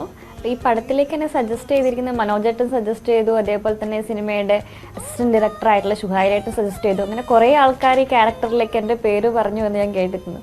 അപ്പോൾ തിങ്കളാഴ്ച നിശ്ചയം കഴിഞ്ഞ് ചെറിയൊരു ബ്രേക്കിന് ശേഷമാണ് പ്രണയവിലാസം എടുക്കുന്നത്. അപ്പോൾ പ്രണയവിലാസത്തിൻ്റെ സ്ക്രിപ്റ്റ് കേട്ട സമയത്ത് തന്നെ കൊള്ളാം, ഇതൊരു സംഭവം എന്നല്ല, നമ്മുടെ സൊസൈറ്റിയിലേക്ക് പറയാൻ ആഗ്രഹിക്കുന്ന ഒരു കാര്യമാണ് എന്നുള്ളൊരു തോന്നൽ സ്ക്രിപ്റ്റ് കേട്ടപ്പോൾ തന്നെ തോന്നിയിരുന്നു. അപ്പോൾ ആ ഒരു റംല എന്നുള്ള കഥാപാത്രം കേട്ടപ്പോൾ നല്ല ഇഷ്ടമായി. പിന്നെ എനിക്ക് ചെറിയൊരു ഏജിൻ്റെ പ്രശ്നം തോന്നിയിരുന്നു. ഇപ്പോൾ നിങ്ങൾ സെയിം ഏജ് അല്ല വരുന്നത്, ഒരു ചേച്ചി എന്ന് വിളിച്ചിട്ടാണ്, അനീച്ചി എന്ന് വിളിച്ചിട്ടാണ് വരുന്നത്. പക്ഷേ സ്ത്രീകൾക്ക് എവിടെ ആയിക്കഴിഞ്ഞാലും അവരുടെ മനസ്സറിയുന്ന ഒരാൾ, ഒരു കമ്പാനിയൻ കിട്ടാം, അതിന് ഒരു പ്രായം ഒന്നുമില്ല. നമുക്ക് മനസ്സ് തുറന്നൊരു സംസാരിക്കാൻ ഒരു കൂട്ട് വേണം. ആ ഒരു ക്യാരക്ടറാണ് റംല എന്ന് വരുന്നത്. അനുവിൻ്റെ ഒരു മനസാക്ഷി സൂക്ഷിപ്പുകാരിയാണ്. അപ്പോൾ ആ ഒരു ക്യാരക്ടർ നല്ലോണം ഇഷ്ടപ്പെട്ടു. അങ്ങനെ സുനുവേട്ടൻ വിളിച്ചപ്പോൾ തന്നെ ഓക്കെ, ഞാൻ റെഡി, ഞാൻ ഈ പടം ചെയ്യാം എന്ന് പറയായിരുന്നു. ആ ക്യാരക്ടറിന്റെ ആ ഒരു പോസിറ്റിവിറ്റി ആണോ ഇത് ചൂസ് ചെയ്യാനുണ്ടായ ഒരു കാരണം? അതെ അതെ, തീർച്ചയായിട്ടും. അതെ, ഈ തിങ്കളാഴ്ച വെറൊരു അയൽക്കാരി ഒരു അയൽ വീടാണ് എന്നുള്ള രീതിയിൽ മാറ്റി നിർത്തുന്നില്ല. അതെ അതെ, ഇപ്പോൾ കാണുമ്പോൾ തോന്നും, അതായത് തിങ്കളാഴ്ച നിശ്ചയത്തിലെ ക്യാരക്ടറുമായിട്ട് നമ്മൾ താരതമ്യം ചെയ്യുകയാണെങ്കിൽ അതിന്റെ ആവശ്യമില്ല എങ്കിൽ പോലും, അത്രത്തോളം പെർഫോം ചെയ്യാനുള്ള ഒരു സ്പേസ് ഇതിലില്ലെങ്കിൽ പോലും ഈ ഒരു സിനിമയുടെ അതില് ശ്രീധന്യ അവതരിപ്പിച്ച കഥാപാത്രത്തിന്റെ തോളോടൊപ്പം ചേർന്ന് നിൽക്കുന്ന, അല്ലെങ്കിൽ ആ ക്യാരക്ടറിനെ ഏറ്റവും കൂടുതൽ സപ്പോർട്ട് ചെയ്യുന്ന ഒരു ക്യാരക്ടറായിട്ടാണ് ഉണ്ണിമായയുടെ ക്യാരക്ടർ എത്തുന്നത്. ഇത് സ്ത്രീകൾക്ക് ഇടയിലുള്ള ആ ഒരു സൗഹൃദം അതിനെ കാണിക്കാൻ വേണ്ടിയിട്ടാണ് ഈ അനുവും റംലയും തമ്മിലുള്ള ആ ഒരു ബന്ധത്തെ ഇത്രത്തോളം മനോഹരമായി വരച്ചു വെച്ചിട്ടുള്ളത് കഥാകൃത്തുക്കൾ, അല്ലേ? അതെ അതെ. ഓക്കെ ഉണ്ണിമായ, വീണ്ടും ശ്രീധന്യയിലേക്ക് വരുമ്പോൾ, ഇതൊരു കുടുംബ ചിത്രം അല്ലെങ്കിൽ ഇത്തരത്തിൽ വീട്ടമ്മമാരുടെ ആ ഒരു ഉള്ളിലുള്ള ആ ഒരു വിഷമങ്ങളൊക്കെ വരച്ച് കാട്ടുന്നതിനപ്പുറം ഇത് ആത്യന്തികമായി നോക്കുമ്പോൾ ഒരു പ്രണയ സിനിമയാണ്. ഒരുപാട് ആളുകൾ പറഞ്ഞും റിവ്യൂവിലും ഒക്കെ ഞാൻ വായിച്ചു, അതായത് ഈ സമീപകാലത്ത് മലയാളത്തിൽ റിലീസ് ചെയ്തിട്ടുള്ളതിൽ വെച്ച് ഏറ്റവും മനോഹരമായിട്ടുള്ള ഒരു പ്രണയ ചിത്രം. അടിമുടി പ്രണയമാണ് ഈ ചിത്രം കൈകാര്യം ചെയ്യുന്നത്. അതായത് ഏത് കാലഘട്ടത്തിലുള്ളവർക്കും ഏത് പ്രായത്തിലുള്ളവർക്കും ഉണ്ടാകുന്ന പ്രണയം, അല്ലെങ്കിൽ അവരെ ഏത് രീതിയിൽ കൂടി നോക്കിക്കാണുന്നു, അവരെങ്ങനെയായിരിക്കും ആ പ്രണയത്തിൽ ചെന്ന് പെടുന്നത്, അല്ലെങ്കിൽ ആ പ്രണയത്തെ എങ്ങനെ കൊണ്ടുപോകുന്നു, ആ പ്രണയ നഷ്ടം അവരെ എങ്ങനെ ഉൾക്കൊള്ളുന്നു എന്നതൊക്കെയാണ് ഈ ചിത്രം പ്രധാനമായി കൈകാര്യം ചെയ്യുന്നത്, അല്ലേ ശ്രീധന്യ? അതെ അതെ, അതാ ഞാൻ പറഞ്ഞത്. മനുഷ്യരാണെങ്കിൽ പ്രണയിക്കും, പ്രണയമില്ലാത്ത മനുഷ്യരുണ്ടാവില്ല അല്ലേ? അപ്പോൾ അത് ഏത് പ്രായക്കാരാണെങ്കിലും, ഇപ്പോൾ 70 വയസ്സായ ഒരു അമ്മയോ അച്ഛനോ അല്ലെങ്കിൽ 80 വയസ്സായാലും അവരുടെ ജീവിതത്തിലും പ്രണയം ഉണ്ടായിട്ടുണ്ടാവും. പലപ്പോഴും ഇതിൽ ഈ സിനിമയിൽ പറയുന്നുണ്ട് ആദ്യ പ്രണയം മറക്കാൻ പറ്റില്ല എന്നുള്ളത്. ആ പ്രണയം എന്ന് പറഞ്ഞ വികാരം അത് മനസ്സിലൂടെ പോയിട്ടുള്ളവർ അല്ലെങ്കിൽ അനുഭവിച്ചവർക്ക് ഈ സിനിമയിൽ കാണുന്ന കഥാപാത്രങ്ങളോട് ആ പ്രണയത്തിനെ ഭയങ്കര ഭംഗിയായിട്ടാണ് കാണിച്ചിരിക്കുന്നത്. അങ്ങനെ ഒരു വൾഗറായിട്ടോ മോശമായിട്ടോ ഒന്നുമല്ല ഇതിലെ ഒരു പ്രണയവും. എല്ലാം നല്ല ഭംഗിയായിട്ടാണ് കാണിച്ചിരിക്കുന്നത്. അതുകൊണ്ട് തന്നെ എല്ലാവർക്കും റിലേറ്റ് ചെയ്യാൻ പറ്റും സിനിമ, ഏത് പ്രായക്കാർക്കും. പല സ്ഥലങ്ങളിലും എഴുതി കണ്ടു, അതായത് ഈ സിനിമ കഴിഞ്ഞ് ഇതിന്റെ ടൈറ്റിൽ കാർഡ് കാണിച്ച ആ ഒരു സമയത്ത് പോലും സീറ്റിൽ നിന്ന് എഴുന്നേക്കാൻ സാധിച്ചില്ല. വല്ലാത്തൊരു ഇമോഷണൽ കിക്ക് ഉണ്ടായി ഈ ഒരു സിനിമ കഴിഞ്ഞപ്പോഴത്തേക്ക് വന്ന്. അപ്പോൾ ഈ പ്രേക്ഷകർക്ക് ഉണ്ടായ ആ ഒരു അനുഭവം ഉണ്ടല്ലോ, അത് നമുക്ക് നേരിട്ട് മനസ്സിലാക്കാൻ പറ്റുക, അത് അടുത്ത് നിന്ന് അറിയാൻ സാധിക്കുക, അവരുടെ അഭിപ്രായം പറയുക എന്നൊക്കെ പറയുമ്പോൾ നമുക്കും വലിയ സന്തോഷമാണ്. നമ്മുടെ ക്യാരക്ടേഴ്സിനെ, നമ്മുടെ സിനിമയെ അത്രത്തോളം ആളുകൾ ഏറ്റെടുത്തു എന്നുള്ളത്. അപ്പോൾ ശ്രീധന്യയ്ക്കും ഉണ്ണിമായക്കുമുള്ള ആ ഒരു തിയേറ്റർ എക്സ്പീരിയൻസ് ഉണ്ടല്ലോ, പ്രേക്ഷകരോടൊപ്പം ആ ഒരു ചിത്രം കണ്ടതിന്റെ എക്സ്പീരിയൻസ്, അതൊന്ന് പറയാമോ? ആദ്യം ശ്രീധന്യയിലേക്ക്. ഞാൻ ആക്ച്വലി ഷൂട്ടൊക്കെ കഴിഞ്ഞ് 10:15 ഷോക്ക് എനിക്ക് കയറാൻ പറ്റി. അപ്പോൾ ഞാൻ വിചാരിച്ചു അധികം ആരും ഉണ്ടാവില്ല എന്ന്. പക്ഷേ ഞാൻ 7:15 ഷോ കഴിഞ്ഞ് ഇറങ്ങിയ ആളുകളെയും കണ്ടു. അവരുടെ കണ്ണിൽ അയ്യോ എന്ന് പറഞ്ഞിങ്ങനെ കാണുമ്പോൾ ചിലർക്ക് മനസ്സിലായില്ല എന്നെ, കാരണം ലുക്ക് ഭയങ്കര കുറച്ച് വ്യത്യാസം ഉണ്ടല്ലോ. അത് മനസ്സിലാവുമ്പോഴത്തേക്ക് ഓടി വന്ന് ചോദിച്ച് എൻ്റെ അടുത്ത് വന്ന് അവർ ശരിക്കും പറഞ്ഞാൽ ഒരു സിനിമ ചെയ്തിട്ട് സീരിയൽസ് ഒക്കെ ചെയ്യുമ്പോൾ ക്യാരക്ടേഴ്സിനോടുള്ള സ്നേഹം പൊതുവെ നമുക്ക് ഫീൽ ചെയ്യാൻ പറ്റും. പക്ഷെ സിനിമയിൽ ആ ക്യാരക്ടറിനോടുള്ള സ്നേഹം എനിക്ക് അത് കണ്ടിറങ്ങിയവരുടെ കണ്ണിൽ നിന്നും അവരുടെ സ്നേഹപ്രകടനത്തിൽ നിന്നും ഒക്കെ മനസ്സിലാക്കാൻ പറ്റി. 10:15 ഷോയ്ക്ക് ഇതുപോലെ തന്നെ കയറിയപ്പോൾ ഞാൻ വിചാരിച്ചു ലേറ്റ് ആയില്ലേ, വീക്ക് ഡേ ആണ്, ആരും ഉണ്ടാവില്ല എന്ന് വിചാരിച്ചു. പക്ഷെ അപ്പോഴും തിയേറ്ററിൽ ഒരുപാട് ഓൾമോസ്റ്റ് ഫുള്ളായിരുന്നു. അപ്പോൾ അത് കഴിഞ്ഞിറങ്ങിയപ്പോൾ അവരുടെ സ്നേഹപ്രകടനം എന്ന് പറഞ്ഞാൽ എനിക്ക് പറയാൻ പറ്റില്ല. ഒന്നാമത് നമ്മൾ ആ മൂവി കണ്ടിട്ട്, ഞാൻ അഭിനയിച്ച മൂവി ആണെങ്കിൽ പോലും മാറി നിന്ന് കാണാൻ പറ്റി എനിക്ക് ആ മൂവിയെ. അതിൻ്റെ ഉള്ളിൽ ആ ഇമോഷനും അതെല്ലാം കൂടി ഒരു വല്ലാത്ത അവസ്ഥ തന്നെയായിരുന്നു സിനിമ കഴിഞ്ഞ് പുറത്തിറങ്ങുമ്പോൾ. അതുപോലെ തന്നെയായിരുന്നു എല്ലാവരും. അപ്പോൾ ആ ഒരു അവരുടെ ആ സ്നേഹം എനിക്ക് ഫീൽ ചെയ്യാം. എൻ്റെ ഉള്ളിലും അത് വല്ലാതെ ഇങ്ങനെ പിടിച്ച് ഒലച്ച പോലെയായിരുന്നു ഇറങ്ങിയപ്പോൾ. ചുറ്റുമുള്ളവരുടെ സ്നേഹവും അതുപോലെ തന്നെ എനിക്ക് ഫീൽ ചെയ്യാൻ പറ്റി. തീർച്ചയായും. ഉണ്ണിമായുടെ ഒരു എക്സ്പീരിയൻസ് എങ്ങനെയായിരുന്നു? ഈ സിനിമയുടെ ക്രൂവിനൊപ്പം തന്നെ തിയേറ്ററുകളിലൊക്കെ പോയി പ്രേക്ഷകർക്കൊപ്പം ഇരുന്ന് സിനിമ കാണാൻ സാധിച്ചിരുന്നോ? അതെ, ഞാൻ ഫസ്റ്റ് ഡേ ക്രൂവിൻ്റെ കൂടെ തന്നെയായിരുന്നു പോയി കണ്ടത്. അപ്പോൾ ഈ സ്ക്രിപ്റ്റ് എൻ്റെ അടുത്ത് പറയുമ്പോഴും ഇതിൽ അഭിനയിക്കുമ്പോഴും ഈ സിനിമ കാണുമ്പോഴും ഈ സിനിമയിലെ ഒരു 60% കാര്യങ്ങൾ എൻ്റെ റിയൽ ലൈഫ് എക്സ്പീരിയൻസ് ആണ്. അതുകൊണ്ട് ഞാൻ കരയുമായിരുന്നു. പടം കാണുമ്പോൾ പോലും ഞാനിങ്ങനെ മനസ്സ് തുറന്ന് കരയുമായിരുന്നു. അതുപോലെ തന്നെ എന്നെപ്പോലെ ഒരുപാട് ആൾക്കാർ ആ പടം കണ്ട് കരഞ്ഞ ആൾക്കാരുണ്ട്. ഈ പടം കഴിഞ്ഞിട്ട് ഞങ്ങളടുത്ത് വന്ന് പറഞ്ഞു, ഇതിലെ ആ ഒരു അർജുൻ്റെ ക്യാരക്ടർ ഞാനാണ്. അങ്ങനെ പല ആൾക്കാരും പറയുന്നത് കേട്ടോ, അർജുൻ്റെ ക്യാരക്ടർ എൻ്റെ ലൈഫിൽ സംഭവിച്ചതാണ്. അപ്പോൾ എനിക്ക് പെട്ടെന്ന് കണ്ടപ്പോൾ ഭയങ്കര ഷോക്കായിപ്പോയി, ഇത് എൻ്റെ കഥയല്ലേ എന്ന് തോന്നിപ്പോയി എന്ന് പലരും പറഞ്ഞു. പിന്നെ ഇതിൻ്റെ സെക്കൻഡ് ഹാഫ് വരുന്നത് അതും പലർക്കും റിലേറ്റ് ചെയ്യാൻ പറ്റിയ കാര്യങ്ങളാണ്. അപ്പോൾ സെക്കൻഡ് ഹാഫിലെ കാര്യങ്ങൾ കണ്ടിട്ട് അതൊരു മനസ്സ് നിറഞ്ഞിട്ടുള്ളൊരു കരച്ചിലാണ്, വിഷമം വന്നിട്ടുള്ള കരച്ചിലല്ല. ഒരു എന്താ പറയേണ്ടത്, ഒരു പടം കണ്ടു കഴിഞ്ഞിട്ട് എന്തോ ഒന്ന് നമ്മുടെ കൂടെ കൂടുന്ന രീതിയിൽ, നമുക്ക് കൊണ്ടുപോകാൻ പറ്റുന്ന രീതിയിലൊരു ഓർമ്മകളോ അങ്ങനെയുള്ള കാര്യങ്ങളായിരുന്നു പലർക്കും ഫീൽ ചെയ്തിട്ടുള്ളത്. എന്തായാലും എനിക്ക് ഇനി പടം ഒരു തവണ കൂടി കാണണം. കാരണം ഫസ്റ്റ് ഷോ കാണുന്ന സമയത്ത് സന്തോഷവും സങ്കടവും എക്സൈറ്റ്മെൻറ്റും അങ്ങനെയൊക്കെ ഒരുപാട് മിക്സ്ഡ് ഇമോഷനിൽ പടം കണ്ടതാണ്. ഇനിയൊന്ന് സമാധാനത്തിലിരുന്ന് ഒന്നും കൂടി കാണണം. നല്ല റെസ്പോൺസായിരുന്നു പ്രേക്ഷകരുടെ ഭാഗത്ത് നിന്ന്. പലർക്കും ഇതുപോലെ തന്നെ ഈ കണക്ട് ചെയ്യാൻ പറ്റുന്ന ഓരോ ക്യാരക്ടറുമായിട്ടും കണക്ട് ചെയ്യാം. ഇപ്പം ന്യൂജൻ കുട്ടികളാണെങ്കിൽ മമിത ചെയ്ത ക്യാരക്ടറുമായിട്ട് വല്ലാണ്ട് കണക്റ്റഡ് ആവും. പഴയ പ്രണയം നോക്കുമ്പോഴും പുതിയ പ്രണയം നോക്കുമ്പോഴും അതിലൊരുപാട് മാറ്റങ്ങൾ വന്നിട്ടുണ്ട്. ഒരു റിയലൈസേഷൻ എന്നുള്ളത് ഇന്നത്തെ പെൺകുട്ടികൾക്ക് വന്നിട്ടുണ്ട്. നമ്മളിങ്ങനെ ഒതുങ്ങിക്കൂടുന്നതല്ല, നമ്മൾക്ക് വോയിസ് ഉണ്ട്. ആ ഒരു ക്യാരക്ടറാണ് മമിത പോർട്രേ ചെയ്തിരിക്കുന്നത്. അപ്പോൾ എല്ലാ പ്രായക്കാർക്കും കണക്ട് ചെയ്യാൻ പറ്റുന്നുണ്ട്. അപ്പോൾ പല കാറ്റഗറിയിലുള്ള പല ജനറേഷനിലുള്ള ആൾക്കാർ സിനിമ കാണുമ്പോഴും ഈ ക്യാരക്ടർ ഞാനല്ലേ എന്നുള്ളൊരു തോന്നൽ വരും.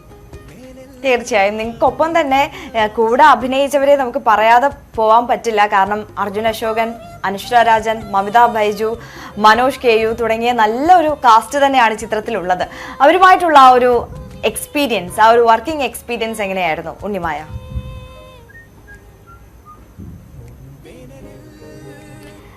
എനിക്ക് ആദ്യം പരിചയപ്പെട്ടത് ശ്രീധന്യേച്ചിനെയാണ്. ഷൂട്ടിംഗ് തുടങ്ങുന്നതിന് മുന്നേ തന്നെ ഞങ്ങൾ ഫോൺ ചെയ്ത് ഈ ഒരു ഭാഷ ഒന്ന് ശരിയാക്കാൻ വേണ്ടിയിട്ട് നമ്മൾ ഒരുപാട് കമ്മ്യൂണിക്കേറ്റ് ചെയ്തിരുന്നു. അപ്പോൾ ആദ്യത്തെ കൂട്ടി ശ്രീധന്യേച്ചിയാണ്.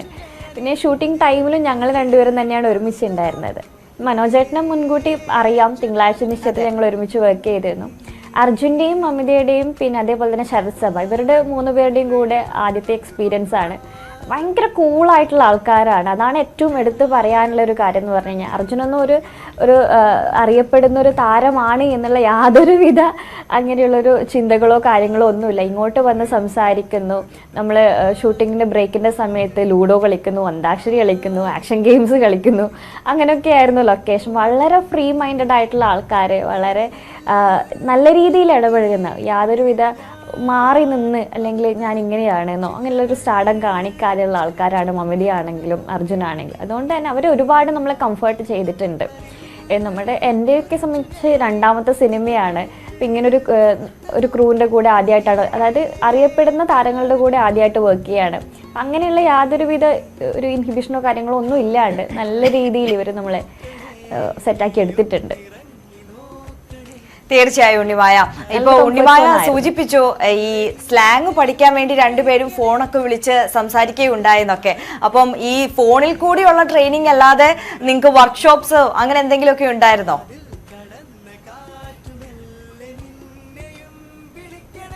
ഇല്ല, ഉണ്ടായിരുന്നില്ല. സ്വയമേ എല്ലാവരും ആ ഒരു ക്യാരക്ടർ വീട്ടിലിരുന്ന് പ്രാക്ടീസ് ചെയ്ത് അങ്ങനെയായിരുന്നോ ശ്രീധന്യ? ആക്ച്വലി സോറി, മാറ്റാൻ ആ ലൊക്കേഷന് പറ്റിയിട്ടുണ്ട്. അതുകൊണ്ട് തന്നെ പെട്ടെന്ന് അതിലേക്ക് എത്തിപ്പെടാൻ പറ്റി. തീർച്ചയായും നല്ലൊരു ടീം വർക്കിന്റെ ഫലമാണല്ലോ എപ്പോഴും ഒരു മികച്ച സിനിമയുടെ ഔട്ട്പുട്ട് എന്ന് പറയുന്നത്. ഈ നവാഗതനായ നിഖിൽ മുരളി ഒരു പ്രോമിസിംഗ് ഡയറക്ടർ തന്നെയാണെന്നുള്ളത് നമ്മൾ ഈ ഒരു ഒറ്റ ചിത്രത്തിലൂടെ തന്നെ മനസ്സിലായിട്ടുണ്ട്. അതോടൊപ്പം തന്നെ ഒരുപാട് നല്ല പാട്ടുകളുണ്ട്, നല്ല വിഷ്വൽസ് ഉണ്ട്, നല്ല സംയോജനമാണ്. ആ ഒരു ക്രൂവിനെ കുറിച്ച് മുഴുവൻ ഒന്ന് പറയാമോ ശ്രീധന്യ? അയ്യോ, ഞാനത് മനസ്സിലാലോചിച്ചുകൊണ്ടിരുന്നത്, ചോദിക്കാത്തതുകൊണ്ട് ഇങ്ങനെ ഇപ്പൊ പറയുന്ന ആലോചിച്ചുകൊണ്ടിരിക്കുകയായിരുന്നു. കാരണം ഞാൻ ഇത്രയും വർക്ക് ചെയ്ത് ആരെയും അങ്ങനെ മോശമാക്കി പറയണല്ല, പക്ഷേ ഈ ഒരു ക്രൂ അതെനിക്ക് മറക്കാൻ പറ്റില്ല. ഞാൻ ആ സെറ്റിൽ പോയിട്ട് എനിക്ക് അങ്ങനെ ഹോം സിക്നെസ് ഒക്കെ പൊതുവേ ഉള്ള ഒരാളാണ്. പക്ഷെ ആ വർക്ക് അറ്റ്മോസ്ഫിയറിൽ അത് നിഖിലാണെങ്കിൽ ഡയറക്ടർ അത്രയ്ക്കും സ്നേഹത്തോടെയും കൺസേണോടു കൂടിയും നമ്മളെ മാക്സിമം നമ്മളെ ചെയ്യിപ്പിക്കണം, ആ ഒരു ആറ്റിറ്റ്യൂഡിലാണ് നിഖിൽ, അതുപോലെ തന്നെ അസിസ്റ്റൻസും അസോസിയേറ്റും എല്ലാവരും, സുഹേൽ, ആസിഫ്, എല്ലാവരും ഭയങ്കര നമ്മളെ ഒരുപാട് മോട്ടിവേറ്റ് ചെയ്ത് ചെയ്യിപ്പിച്ച ഒരു പടമാണ്. അതുപോലെ തന്നെ ക്യാമറാമാൻ, വിഷ്വൽസ് കാണുമ്പോൾ അറിയാം അതിൻ്റെ ഭംഗി, ബ്യൂട്ടി. ശരിക്കും ആ ചുറ്റുപാടും ആ ക്രൂവും ശരിക്കും അത് മറക്കാൻ പറ്റില്ല. ഇത്രയും കംഫോർട്ടബിൾ ആയിട്ട് ഞാൻ വർക്ക് ചെയ്ത ഒരു പ്രോജക്റ്റ് ഉണ്ടോയെന്ന് പോലും എനിക്കറിയില്ല. അത്രയ്ക്കും സന്തോഷം കിട്ടിയ ഒരു പ്രോജക്റ്റാണ് അത്. അത്രയും കംഫോർട്ടബിൾ ആയിരുന്നു ഞാൻ അവിടെ. ആ ഒരു സന്തോഷം എന്തായാലും സ്ക്രീനിലും പ്രകടമായിട്ടുണ്ട്. ചിത്രത്തെ മുഴുവൻ അത് വല്ലാതെ രീതിയിൽ സ്വാധീനിച്ചിട്ടുമുണ്ട്. ഏതായാലും നമുക്ക് സമയപരിമിതി ഉള്ളതുകൊണ്ടാണ് ഒരുപാട് വിശേഷങ്ങൾ നിങ്ങളോട് ചോദിച്ചറിയാനുണ്ടായിരുന്നു. പക്ഷേ നമ്മളുടെ ഒരു ചെറിയ സെഷനാണ്, അതുകൊണ്ട് തന്നെ ഒരുപാട് ചോദ്യങ്ങളും വിശേഷങ്ങളും ഒന്നും ഉൾക്കൊള്ളിക്കാൻ സാധിക്കില്ല. എന്തായാലും രണ്ടുപേരോട് സംസാരിക്കാൻ കഴിഞ്ഞതിൽ, പ്രഭാത കേരളത്തിൽ രണ്ടുപേരും അതിഥിയായി എത്തിയതിൽ ഒരുപാട് സന്തോഷം. ശ്രീധന്യയ്ക്കും അതോടൊപ്പം തന്നെ ഉണ്ണിമായയ്ക്കും ഇനി അപ്കമിംഗ് പ്രോജക്ട്സിനും എല്ലാം തന്നെ എല്ലാവിധ ആശംസകളും നേടുകയാണ്. രണ്ടുപേർക്കും thank you so much. Thank you. Romancham എന്ന സിനിമ ആഴ്ചകൾക്ക് ശേഷവും നിറഞ്ഞ സദസ്സുകളിൽ തിയേറ്ററുകളിൽ ഓടിക്കൊണ്ടേയിരിക്കുകയാണ്. ചിത്രത്തിലെ ഒരു രംഗം ജീവിതത്തിലും പകർത്തിയിരിക്കുകയാണ് അഭിനേതാക്കൾ. സുഹൃത്തിന്റെ കല്യാണത്തിന് നല്ലവണ്ണം പൊതിഞ്ഞു കെട്ടി ക്ലോസറ്റ് സമ്മാനമായി നൽകിയതുപോലെ ചിത്രത്തിലെ അണിയറ പ്രവർത്തകരിൽ ഒരാളായ അനസിന്റെ ഗൃഹപ്രവേശനത്തിനാണ് തമാശ രൂപേണ ക്ലോസറ്റ് സമ്മാനമായി നൽകിയത്. ആ ദൃശ്യങ്ങൾ കാണാം.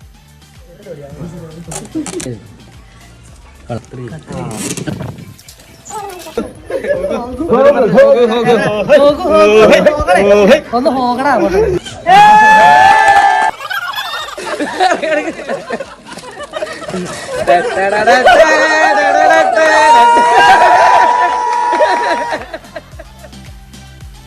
സോഷ്യൽ മീഡിയയിൽ വൈറലായ ഓട്ടത്തെക്കുറിച്ച് വിനീത് ശ്രീനിവാസൻ. വാർനാട് ക്ഷേത്രത്തിൽ നടന്ന ഗാനമേളയ്ക്കിടെ അനിയന്ത്രിതമായി ജനത്തിരക്ക് കാരണം ഗാനമേള അവസാനിപ്പിച്ച് പുറത്തു കടക്കേണ്ട ഒരു സാഹചര്യം ഉണ്ടായെന്നും ക്ഷേത്ര പരിസരത്ത് വണ്ടി കയറ്റാൻ നിർവാഹമില്ലാത്തതുകൊണ്ട് അല്പദൂരം ഓടേണ്ടി വന്നുമെന്നും വിനീത് ശ്രീനിവാസൻ. ആരും ഒരു തരത്തിലുമുള്ള ദേഹോപദ്രവവും ഉണ്ടാക്കിയിട്ടില്ല. പരിപാടി അവസാനിക്കുന്നതുവരെ ഓരോ പാട്ടും എന്നോടൊപ്പം ഏറ്റുപാടിയ സഹൃദയരായ വാറനാട്ടുകാരാണ് ഇപ്പോഴും മനസ്സ് മുഴുവൻ. ഒരു കലാകാരന് ഇതിനപ്പുറം എന്താണ് വേണ്ടതെന്നും വിനീത് ശ്രീനിവാസൻ ഫേസ്ബുക്കിൽ കുറിച്ചു.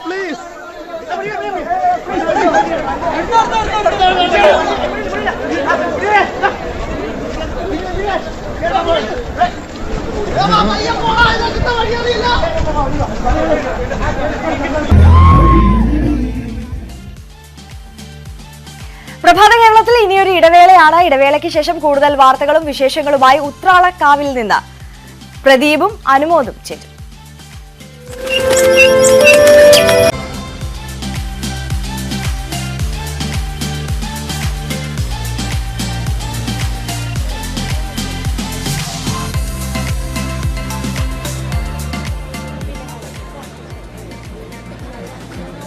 പ്രഭാത കേരളം തുടരുകയാണ്. ഉത്രാളിക്കാവിലാണുള്ളത്. രുധിര മഹാകാളി കാവിൽ ഇന്ന് വേലയാണ്, പൂരമാണ്. എങ്കക്കാടും കുമരനെല്ലൂരും വടക്കാഞ്ചേരിയും ദേശങ്ങൾ ഇന്നിവിടെ സംഗമിക്കുന്ന സംഘാടകർ തന്നെ പറഞ്ഞ പോലെ, ദേശക്കാർ തന്നെ പറഞ്ഞ പോലെ ആരോഗ്യകരമായ മത്സരം, അതിലേറെ സമന്വയം. മാത്രമല്ല നമ്മള് കൂട്ടിയെഴുന്നള്ളിപ്പിൽ ഈ ശരിക്ക് പണ്ടത്തെ കാലത്തൊക്കെ ഈ ആളുകൾക്ക് സന്തോഷിക്കാനുള്ള അവസരങ്ങള് ഈ കൊയ്ത്തിനോടനുബന്ധിച്ച് നടക്കുന്ന ഇത്തരത്തിലുള്ള സമാഗമങ്ങൾ എന്തൊക്കെയായിരുന്നു. അപ്പോൾ ഒരു ദേശക്കാരുടെ കൂടെ അടുത്തുള്ളവർ വരുമ്പോൾ അത് നാടിന്റെ മൊത്തമായിട്ടുള്ള ഒരു ഉത്സവമായിട്ട് മാറുകയാണ്. അവർ മറ്റൊരു കാര്യം പറഞ്ഞു, ഏറ്റവും ഈ കൂട്ടിയെഴുന്നള്ളിപ്പിന് ശേഷമുള്ള മേളം പിന്നെ ഒരുമിച്ചാണ്. അതുവരെ മത്സരിച്ച് ഓരോരുത്തരായി വന്ന് എഴുന്നള്ളുകയാണെങ്കിൽ പിന്നെ പിന്നീട് ഒരുമിച്ചുള്ള ശേഷം വെടിക്കെട്ട്. അതെ, അപ്പൊ ഒരു കൂട്ടായ്മയുടെയും കൂടി. നേരത്തെ അനുമോദ് പറഞ്ഞ പോലെ തന്നെ ഇതിന്റെ ഒരു ജോഗ്രഫി, ഇതിനിങ്ങനെ കിടക്കുന്ന മലനിരകൾ, അതിന്റെ താഴ്വാരത്ത് ഈ പാടങ്ങൾ എല്ലാം തന്നെ ഈ ഒരു റെയിൽവേ ട്രാക്ക്, ഇതിന്റെ നമ്മൾ ദൃശ്യങ്ങൾ എത്രയോ സിനിമകൾ മനോഹരമായിട്ട് കണ്ടിട്ടുണ്ട്. സിനിമയിലേക്ക് വരുമ്പോഴാണ് എങ്കക്കാടാണ് തട്ടകദേശം. ഈ പൂരത്തിന്റെ വേലയുടെ ഭരതൻ എങ്കക്കാട് എന്നൊരാളുണ്ടായിരുന്നു. കാലക്രമേണ ആള് പ്രശസ്തനായ ശേഷം ഈ ഭരതൻ എങ്കക്കാട് വെറും ഭരതനായി മാറി. അത് മതിയായിരുന്നു സിനിമാ ലോകത്തിന്, പ്രേക്ഷകർക്ക് അറിയാനായി. അങ്ങനെ ഭരതന്റെ നാട്ടിൽ കൂടിയാണ് നമ്മൾ നിൽക്കുന്നത്. അദ്ദേഹത്തിന്റെ സിനിമകളിലൂടെ മനോഹരമായിട്ട് ഈ ഒരു ക്ഷേത്രവും ഈ ഒരു പരിസരവും ഒക്കെ പലതവണ ലോകത്തിന് മുമ്പിൽ അവതരിപ്പിക്കപ്പെട്ടിട്ടുണ്ട്. ശരിക്കും ഇതിനെ മാർക്ക് ചെയ്യുന്നത് ഭരതന്റെ തന്നെ പല ക്ലാസിക് ആയിട്ടുള്ള ഫ്രെയിമുകളിലൂടെയൊക്കെയാണ്, സിഗ്നേച്ചർ ഫ്രെയിംസിലാണ്. സ്വാഭാവികമായിട്ടും ഇവിടെ ഇന്നിപ്പോ പറയെടുപ്പ് തുടങ്ങിക്കഴിഞ്ഞു. ഇന്നത്തെ പറയെടുപ്പ് കഴിഞ്ഞ ചൊവ്വാഴ്ച തുടങ്ങിയതാണ്. അത് കൊടിയേറിയ ദിവസം, കുംഭമാസത്തിലെ രണ്ടാമത്തെ ചൊവ്വാഴ്ച ഇവിടെ കൊടിയേറ്റും. ഒപ്പം മച്ചാട് മാമാങ്കം. ശരിക്കും ഇതാണ് നമ്മൾ ഈ ഭഗവതി ക്ഷേത്രങ്ങളിലെ ഇതിലേക്ക് വരികയാണെങ്കിൽ പറയെടുപ്പ് എന്ന് പറഞ്ഞാൽ ദേശത്തിലെ ഓരോ വീടുകളിലെയും ആളുകൾ അല്ലെങ്കിൽ ദേശത്തിലെ ഓരോ സ്ഥലത്തും ദേവി എത്തുന്നു എന്നുള്ളതാണ്. ദേവി തന്റെ മക്കളെ കാണാൻ, കുട്ടികളെ കാണാൻ നമ്മൾ കാണുന്നത് ക്ഷേത്രത്തിലെ പറയെടുപ്പാണ്. ഇവിടെ വഴിപാടായി നേർച്ചയായി എത്തിയ ആ പറകൾ എടുക്കുകയാണ്. ഇതിനുശേഷം ഒരു 10 മണിയോടുകൂടി അധികം താമസിയാതെ പുറപ്പെടുകയാണ്. അല്ലെ, ഇനി ഓരോ വീട്ടിലേക്ക് പോവുകയാണ് പറയെടുപ്പുമായി. ഇത് ചൊവ്വാഴ്ച തുടങ്ങിയാണ്. പുറപ്പാട് എന്ന് പറഞ്ഞത് കഴിഞ്ഞ ചൊവ്വാഴ്ചയായിരുന്നു. എങ്കക്കാട് ദേശത്താൾ പറഞ്ഞ പോലെ ഈ ക്ഷേത്രത്തിന്റെ മൂലകേന്ദ്രം, അതായത് മൂലസ്ഥാനം, അവിടെ വന്ന് പറയെടുക്കുന്നതാണ് ഇതിന്റെ ആദ്യത്തെ ചടങ്ങ്. ഇപ്പൊ നമുക്ക് എല്ലാ ക്ഷേത്രത്തിലും ഇത് എനിക്ക് മനസ്സിലാക്കിയ ഒരു ഐതിഹ്യം എന്ന് വെച്ചാൽ രുദ്രമഹാകാളി ആണെങ്കിലും മൂകാംബിക സങ്കല്പത്തിലാണ് ഇവിടെ പ്രതിഷ്ഠ ആദ്യകത്ത് ഉണ്ടായിട്ടുള്ളത്. ഈ സാധാരണ ഭഗവതി ക്ഷേത്രങ്ങളിലെ പ്രതിഷ്ഠയുടെ എല്ലാ കഥ വരുമ്പോൾ ഓലക്കുടയിൽ ഭഗവതിയെ കുടിയിരുത്തി എന്നുള്ളൊരു കഥ, അത് പാറമേക്കാവിൽ നമ്മൾ കേട്ടിട്ടുണ്ട്, മറ്റു പല സ്ഥലങ്ങളും അതേപോലൊരു ഐതിഹ്യമാണ് ഇവിടെയും നമ്മൾ കേട്ടിട്ടുള്ളത്.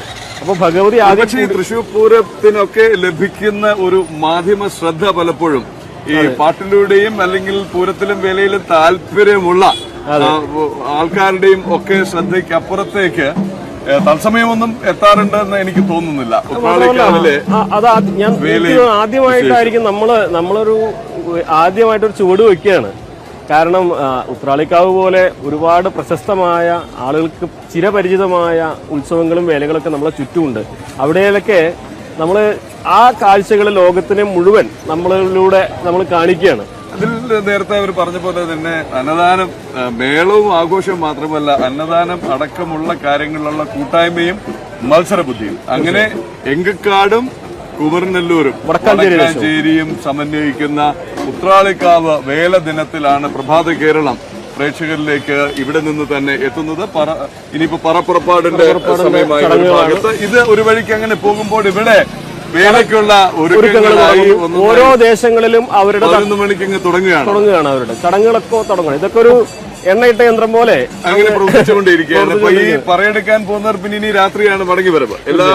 ഇന്ന് അവരുടെ സമയനിഷ്ഠ വീടുകളിലേക്ക് പോയിട്ട് അപ്പോൾ അതൊരു ഭാഗത്ത് നടക്കുമ്പോൾ തുടർന്നും പൂരക്കാഴ്ചകൾ, പിന്നെ പഞ്ചവാദ്യം, വടക്കാഞ്ചേരിയുടെ വരവ്, വെടിക്കെട്ട്, അങ്ങനെ മേളത്തിന്റെയും പഞ്ചവാദ്യത്തിന്റെയും ഒക്കെ ഒരു വേലയും പൂരവും കാഴ്ചയും ഒക്കെ ഇനിയുമുണ്ട്. ഇതൊക്കെ തത്സമയം തന്നെ ന്യൂസ് 18 കേരളത്തിൽ കാണാം. നമുക്കിപ്പോൾ ഒരിക്കൽ കൂടി സ്റ്റുഡിയോയിലേക്ക് പോകാം. കിരൺ ബാബു അവിടെ തയ്യാറായിട്ടുണ്ട് എന്ന് കരുതുന്നു. പത്രങ്ങളിൽ എന്തൊക്കെയാണ് വാർത്തകൾ, വിശേഷങ്ങൾ? പത്രങ്ങൾ പ്രധാനമായും കൊടുത്തിരിക്കുന്ന അല്ലെങ്കിൽ കൈകാര്യം ചെയ്തിരിക്കുന്ന, ഹൈലൈറ്റ് ചെയ്തിരിക്കുന്ന വാർത്തകൾ എന്തൊക്കെയാണ് എന്ന് ഒന്ന് നോക്കി വരാം. പത്രം 18 ചേരുകയാണ് കിരൺ ബാബു. Good morning Kiran Babu.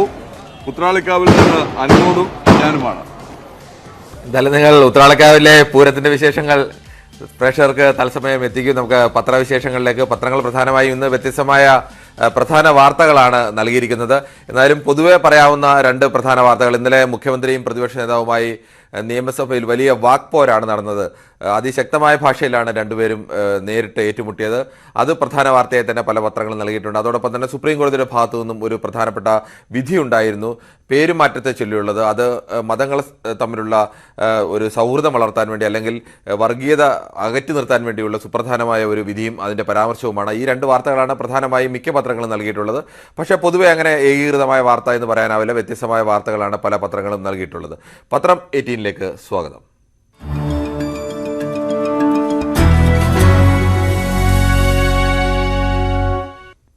ആദ്യം മനോരമയിൽ നിന്ന് തുടങ്ങിയാൽ മനോരമയുടെ പ്രധാനപ്പെട്ട വാർത്ത KSRTCയിൽ കൺസെഷന് കർശന കട്ട് എന്നുള്ളതാണ്. KSRTCയിൽ വിദ്യാർത്ഥികൾക്ക് വർഷങ്ങളായി കൺസെഷൻ ഉണ്ട്. ആ വിദ്യാർത്ഥികൾ ഒരു വിഭാഗത്തിന്റെ കൺസെഷൻ ഒഴിവാക്കണമെന്നൊക്കെ നേരത്തെ തൊട്ടേ ഈ ആവശ്യങ്ങൾ പലതവണയായി ഉയരുന്നുണ്ട്. പക്ഷേ വലിയ വിദ്യാർത്ഥി പ്രക്ഷോഭങ്ങളൊക്കെ ഉയരുകയും കൺസെഷനിലെ ചെറിയ വർധനവിനെതിരെ പോലും വലിയ പ്രക്ഷോഭങ്ങൾ ഉയരുകയും അങ്ങനെ ഒരു വിദ്യാർത്ഥികളുടെ നേരെ കൈവെക്കുന്ന ഒരു അവസ്ഥ ഇതുവരെയും ഉണ്ടായിരുന്നില്ല. പക്ഷേ ഇപ്പോൾ അങ്ങനെ ഒരു തീരുമാനത്തിലേക്ക് KSRTC നീങ്ങുകയാണ്.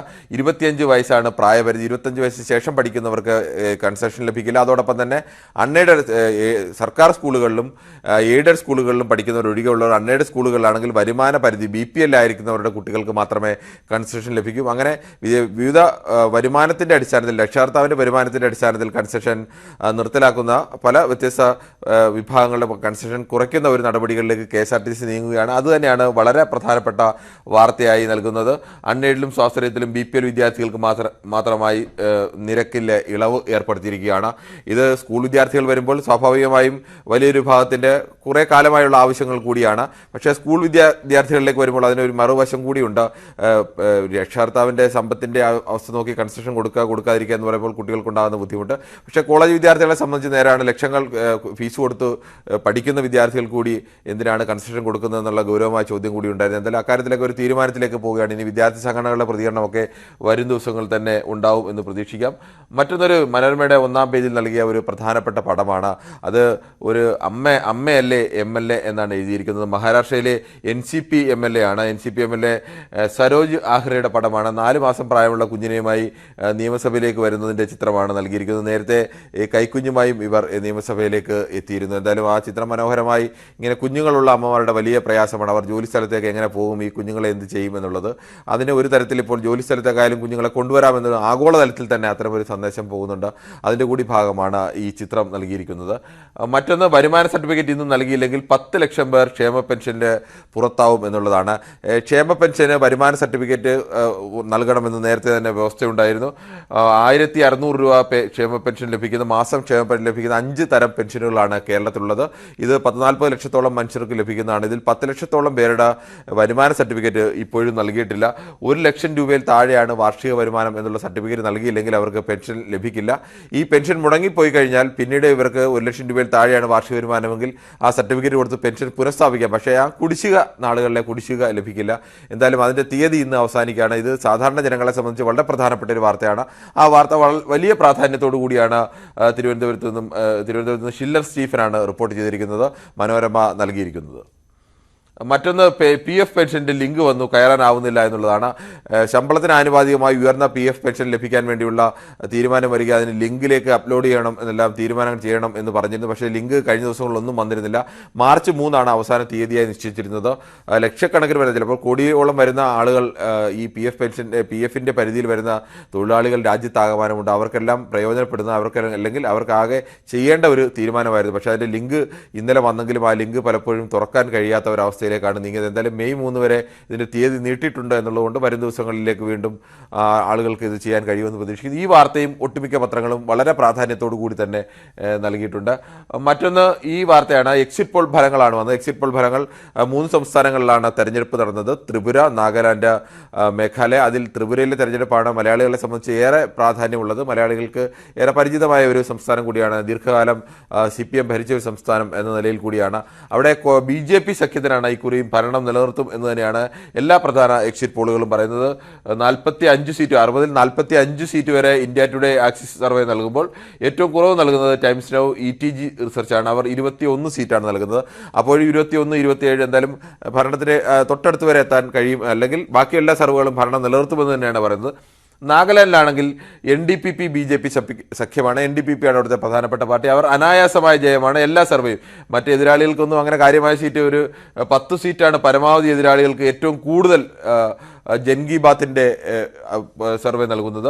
മറ്റൊന്ന് മേഘാലയയാണ്. മേഘാലയയിൽ NPPക്കാണ് വിജയം നിശ്ചയിച്ചിരിക്കുന്നത്. NPPക്കാണ് വിജയത്തിന് സാധ്യതയുള്ളത്. പക്ഷേ അവർക്ക് ഒറ്റയ്ക്ക് ഭരിക്കാനുള്ള ഭൂരിപക്ഷം ലഭിക്കാനുള്ള സാധ്യത കുറവാണെന്നും ഒരു തൂക്കുമന്ത്രിസഭയിലേക്കോ അല്ലെങ്കിൽ മറ്റ് സഖ്യങ്ങളുമായി ചേർന്ന് നീങ്ങാനുള്ള സാധ്യതയൊക്കെ അവിടുത്തെ ഈ എക്സിറ്റ് പോൾ ഫലങ്ങൾ കാണിക്കുന്നുണ്ട്. പക്ഷേ എക്സിറ്റ് പോൾ ഫലങ്ങളെ പലപ്പോഴും ശരിയായി വന്നിട്ടുണ്ട്. എക്സിറ്റ് പോൾ ഫലങ്ങൾ ചിലപ്പോൾ അതിനപ്പുറത്തെ വിജയം ഉണ്ടായിട്ടുണ്ട്.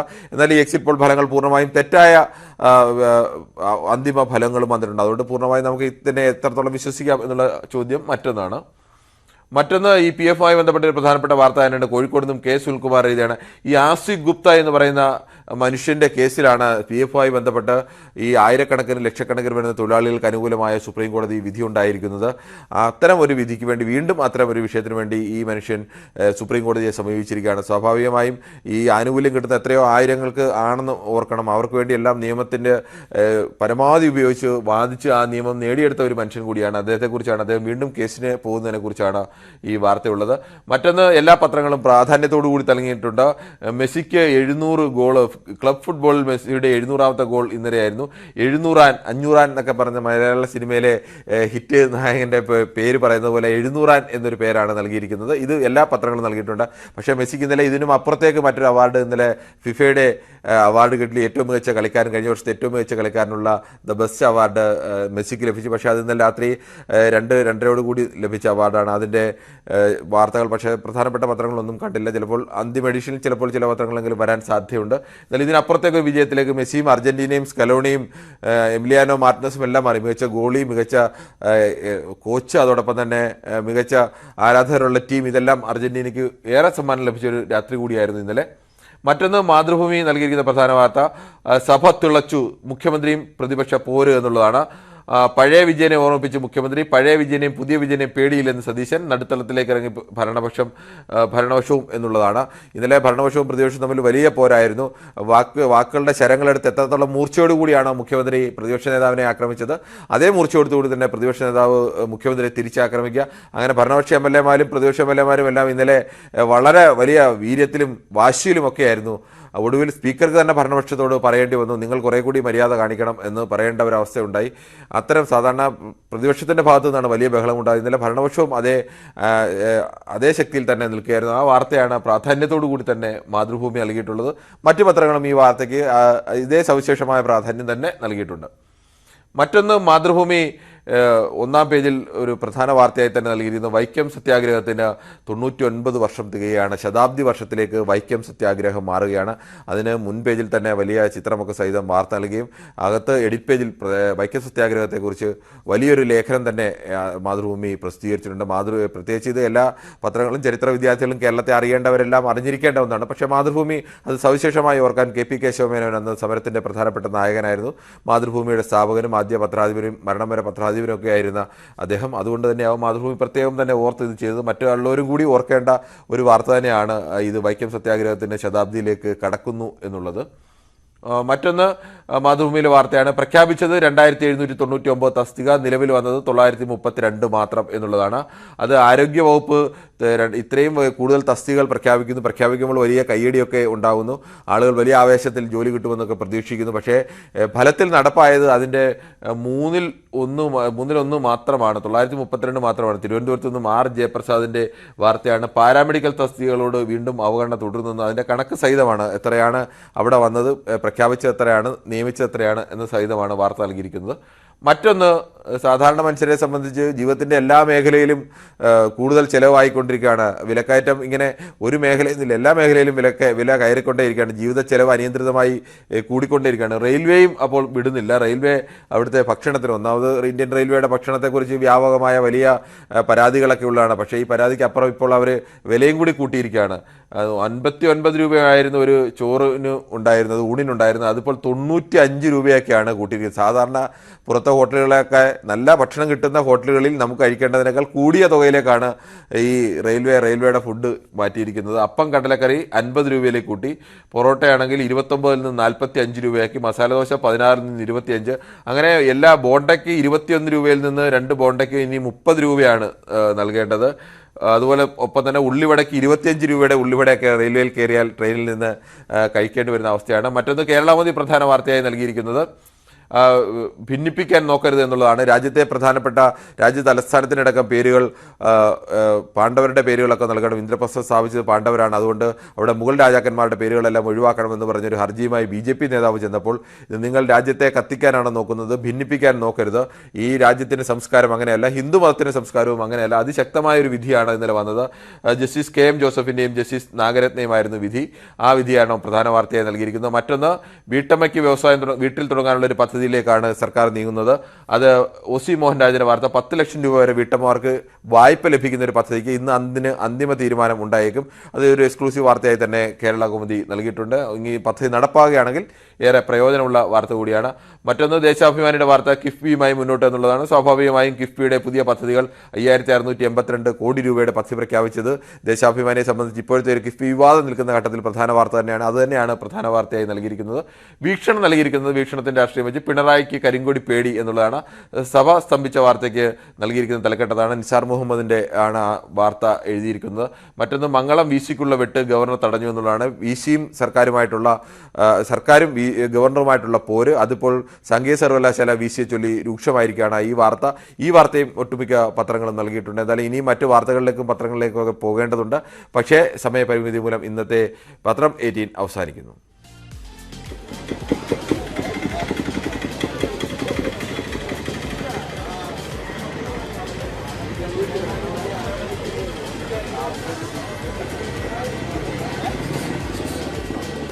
തീർച്ചയായും വളരെ കേരളം തുടരുകയാണ്. Thank you Kiran Babu. ഞങ്ങളുമായിട്ട് തന്നെ പത്രങ്ങളിലെ എല്ലാ വിശേഷങ്ങളും കിരൺ ബാബു പങ്കുവച്ചു. നമ്മളിപ്പോ പണ്ടൊരു ചൊല്ലുണ്ട്, ഈ ഉത്സവ ഭ്രാന്തന്മാരെ കുറിച്ച് പറയുന്നത് ചെണ്ടപ്പുറത്ത് കോല് വീണാൽ അപ്പോൾ അവിടെ ഉണ്ടാകും എന്ന് പറയാം. അങ്ങനെ ചില ഉത്സവ പ്രേമികൾ ഞങ്ങളോടൊപ്പവും ഉണ്ട്. അതിലൊരാളുടെ നാട്ടിലാണ് ഞങ്ങൾ നിൽക്കുന്നത്. ഒരു ആനപ്രേമിയും പൂരപ്രേമിയും ഒക്കെയായ ER രാഗേഷ്. രാഗേഷ് എന്തായാലും ജോലി തിരക്ക് കാരണം ഇവിടേക്ക് എത്താൻ കഴിഞ്ഞില്ല. ആനയുടെ പുറം കണ്ടു കഴിഞ്ഞാൽ ഏതാനെന്ന് പറയുന്നത്. എന്തായാലും ഇപ്പോൾ ധനേഷിന്റെ ക്യാമറയിൽ തെളിയുന്നത് ഇവിടെ പൂരത്തിനായി എത്തിക്കൊണ്ടിരിക്കുന്ന ആനകൾ ആണ്. അട്ടിക്കാവ് കാർത്തികേയൻ വന്നിട്ടുണ്ട്, മച്ചാട് ധർമ്മൻ ഉണ്ട്, കുറുപ്പത്ത് ശിവശങ്കരനുണ്ട്, പഴയന്നൂർ ശ്രീരാമൻ. അപ്പൊ ഇനിയും വരാനുണ്ട്. 11 ആനകളാണ് എങ്കക്കാടിന് വേണ്ടി ഇന്നിപ്പം അണിനിരക്കുക. മറ്റ് ദേശങ്ങളിൽ നിന്നും 11 വീതമാണ് വന്നുകൊണ്ടിരുന്നത്. ഇക്കുറി 11 ഉണ്ടോ 9 ഒരു ചെറിയ ആശയക്കുഴപ്പം ഉണ്ട്. എന്തായാലും ആനപ്രേമിയായ പൂരപ്രേമിയായ ഇയാറിന്റെ നാട്ടിലാണ്. ഇവിടെ ഒരു 14 കിലോമീറ്റർ ഉള്ളു. കടങ്ങോടാണ് ഇയാറിന്റെ വീട്. ഇയാറിന്റെ എന്തായാലും ഇന്നത്തെ നിയോഗം പൂരവിശേഷം പങ്കുവയ്ക്കലല്ല, അതിനോടൊപ്പം പൊടിപാറുന്ന തെരഞ്ഞെടുപ്പ് പൂരത്തിന്റെ വിശേഷങ്ങളും മറ്റ് ദേശീയ വാർത്തകളുമാണ്. ആർ രാകേഷ്, നിങ്ങളുടെ നാട്ടിൽ നിന്ന് വെരി ഗുഡ് മോർണിംഗ്. എന്തൊക്കെയാണ് ദേശീയ തലത്തിലെ പ്രധാന വാർത്തകൾ? ഏറ്റവും പ്രധാനം ന്യായമായും എക്സിറ്റ് പോളുകളും അതിനോടുള്ള പാർട്ടികളുടെ പ്രതികരണങ്ങളും ആവും അല്ലെ? അതുപോലെ തന്നെ ആപ്പിനേറ്റ തിരിച്ചടി മനീഷ് സിസോദിയയുടെ അറസ്റ്റുമായി ബന്ധപ്പെട്ട്. അപ്പോൾ പ്രഭാത കേരളത്തിലേക്ക് ആർ രാകേഷിന് സ്വാഗതം. Good morning Pradeep, Anumod. വടക്കാഞ്ചേരിയുമായി മറ്റൊരു ബന്ധം കൂടിയുണ്ട്. കാരണം വടക്കാഞ്ചേരിയാണ് ഞാൻ പഠിച്ചിട്ടുള്ളത്. വടക്കാഞ്ചേരി ശ്രീ വ്യാസ NSS കോളേജിലായിരുന്നു എൻ്റെ ഡിഗ്രി കാലഘട്ടം. മാത്രമല്ല ഉത്രാളിക്കാവ് ഞാൻ പഠിക്കുന്ന കാലത്ത് അതിനുശേഷമൊക്കെ സ്ഥിരമായി പോയിരുന്ന ഒരു ഉത്സവം കൂടിയാണ്. ഏതായാലും ഇത്തവണ വരാൻ കഴിഞ്ഞില്ല, പോകണമെന്ന് ആഗ്രഹിച്ചിരുന്നതാണ്. ഇനി ദേശീയ വാർത്തകളിലേക്ക് കടക്കാം. പ്രത്യേകിച്ച് ദേശീയ തലത്തിൽ ഏറ്റവും പ്രധാനപ്പെട്ട വാർത്ത ഒന്ന് എക്സിറ്റ് പോൾ ഫലങ്ങൾ പുറത്തു വന്നു എന്നുള്ളതാണ്. അത് BJPക്ക് ആശ്വാസം നൽകുന്ന എക്സിറ്റ് പോൾ ഫലങ്ങളാണ് ഇപ്പോൾ പുറത്തു വന്നിരിക്കുന്നത്. പ്രത്യേകിച്ച് ത്രിപുരയിൽ BJP തന്നെ അധികാര തുടർച്ചയുണ്ടാകുമെന്നാണ് ഭൂരിപക്ഷം എക്സിറ്റ് പോൾ ഫലങ്ങൾ. പ്രത്യേകിച്ച് ഇന്ത്യ ടുഡേയുടെ സർവേ വ്യക്തമാക്കുന്നത് 45 വരെ സീറ്റുകൾ BJPക്ക് നേടാം എന്നുള്ളതാണ്. പക്ഷേ ഈ എക്സിറ്റ് പോൾ ഫലങ്ങളെ അംഗീകരിക്കുന്നില്ല എന്നൊരു പ്രതികരണം CPM നേതാക്കളുടെ ഭാഗത്തുനിന്ന് ഇതിനോടകം തന്നെ വന്നിട്ടുണ്ട്. കാരണം യഥാർത്ഥ ജനവിധി വരുമ്പോൾ റിസൾട്ട് മറ്റൊന്നാകുമെന്നൊരു പ്രതീക്ഷ ഏതായാലും CPM കേന്ദ്രങ്ങൾ വെച്ചു പുലർത്തുന്നുണ്ട്. പ്രത്യേകിച്ച് ചില എക്സിറ്റ് പോളുകളെങ്കിലും ത്രിപുരയിൽ ഒരു ഫൈറ്റിന് അല്ലെങ്കിൽ ഒരു മത്സരത്തിന്റെ സാധ്യത പ്രവചിക്കുകയും ചെയ്തിട്ടുണ്ട്. പ്രത്യേകിച്ച് ടൈംസ് നൗവിന്റെ സർവേയിലടക്കം 29 മുതൽ 40 വരെ സീറ്റുകൾ ആണ് BJPക്ക് പ്രവചിക്കുന്നത്. ഒപ്പം തന്നെ സി ന്യൂസിന്റെ സർവേയിൽ 29 മുതൽ 36 സീറ്റുകൾ വരെയാണ് BJPക്ക് പ്രവചിക്കുന്നത്. അങ്ങനെയെങ്കിൽ ത്രിപുര അടക്കമുള്ള കക്ഷികൾ ഒരു നിർണായക സ്വാധീനം അല്ലെങ്കിൽ നിർണായക ശക്തിയാവാൻ ഒരു കിങ് മേക്കർ ആകാൻ സാധ്യതയുണ്ട്. ഇതുകൂടി കണക്കിലെടുത്തുകൊണ്ട് ഇപ്പോൾ ഒരു ചർച്ചകൾ, അനൌദ്യോഗിക ചർച്ചകൾ ഇതിനോടൊപ്പം തന്നെ രാഷ്ട്രീയ പാർട്ടികൾ ആരംഭിച്ചിരിക്കുന്നു. ത്രിപുര മോർച്ചയുമായി CPM ചർച്ച തുടങ്ങിയെന്ന തരത്തിലുള്ള റിപ്പോർട്ടുകൾ പുറത്തു വരുന്നു. ഒപ്പം തന്നെ ഇവരെ ഒപ്പം നിർത്താനുള്ള ശ്രമങ്ങൾ BJPയുടെ ഭാഗത്തു നിന്നും ഇതിനോടകം തന്നെ ആരംഭിക്കുകയും ചെയ്തിട്ടുണ്ട്. ഏതായാലും ഈ എക്സിറ്റ് പോൾ ഫലങ്ങൾ പുറത്തു വന്നതിന് പിന്നാലെ ചർച്ചകളിലേക്ക്, സർക്കാർ രൂപീകരണം അടക്കമുള്ള ചില ചർച്ചകളിലേക്ക്, അനൌദ്യോഗിക ചർച്ചകളിലേക്കെങ്കിലും രാഷ്ട്രീയ പാർട്ടികൾ കടന്നു എന്നുള്ളതാണ് ഏറ്റവും പ്രധാനപ്പെട്ട കാര്യം. മറ്റൊന്ന് മേഘാലയയാണ്. സമാനമായ രീതിയിൽ ഒരു തൂക്ക് സഭയിലേക്ക് കാര്യങ്ങൾ പോകുന്നത്. അവിടെ BJPയും ഒപ്പം തന്നെ NPPയും സഖ്യമായല്ല മത്സരിച്ചിരിക്കുന്നത്. കഴിഞ്ഞ തവണ അവർ സഖ്യമായല്ല മത്സരിച്ചത്. NPPക്ക് തന്നെയാണ് അവിടെ ഏറ്റവും കൂടുതൽ സാധ്യത പറയുന്നെങ്കിൽ പോലും കേവല ഭൂരിപക്ഷമായ 31ലേക്ക് ഒരു രാഷ്ട്രീയ പാർട്ടികൾക്കും ലഭിക്കില്ല എന്നാണ് ഭൂരിപക്ഷം സർവേകളും വ്യക്തമാക്കുന്നത്. NPP ഏറ്റവും വലിയ ഒറ്റകക്ഷിയാണ് ആകുമെങ്കിൽ പോലും 25 വരെ സീറ്റുകളാണ് NPPക്ക് പലരും അവിടെ മിക്ക എക്സിറ്റ് പോളും അവിടെ പ്രവചിക്കുന്നത്. അതുകൊണ്ട് തന്നെ അവിടെയും ഈ തെരഞ്ഞെടുപ്പിന് ശേഷമുള്ള ഒരു ചർച്ചകൾ, നീക്കങ്ങൾ അത് നിർണായകമാകും. ഏതായാലും അവിടെ NPP തന്നെ സർക്കാർ രൂപീകരിക്കാനുള്ള സാധ്യത തന്നെയാണുള്ളത്. പക്ഷേ കഴിഞ്ഞ തവണത്തേതുപോലെ BJP ഒപ്പം കൂടുമോ എന്നതാണ് ഇനി അറിയേണ്ടത്. നാഗാലാൻഡിൽ ഏതായാലും BJP NDPP സഖ്യം തന്നെ അധികാര തുടർച്ചയുണ്ടാകും എന്നാണ് ഏതാണ്ട് എല്ലാ സർവേകളും ഒരുപോലെ പറയുന്നത്.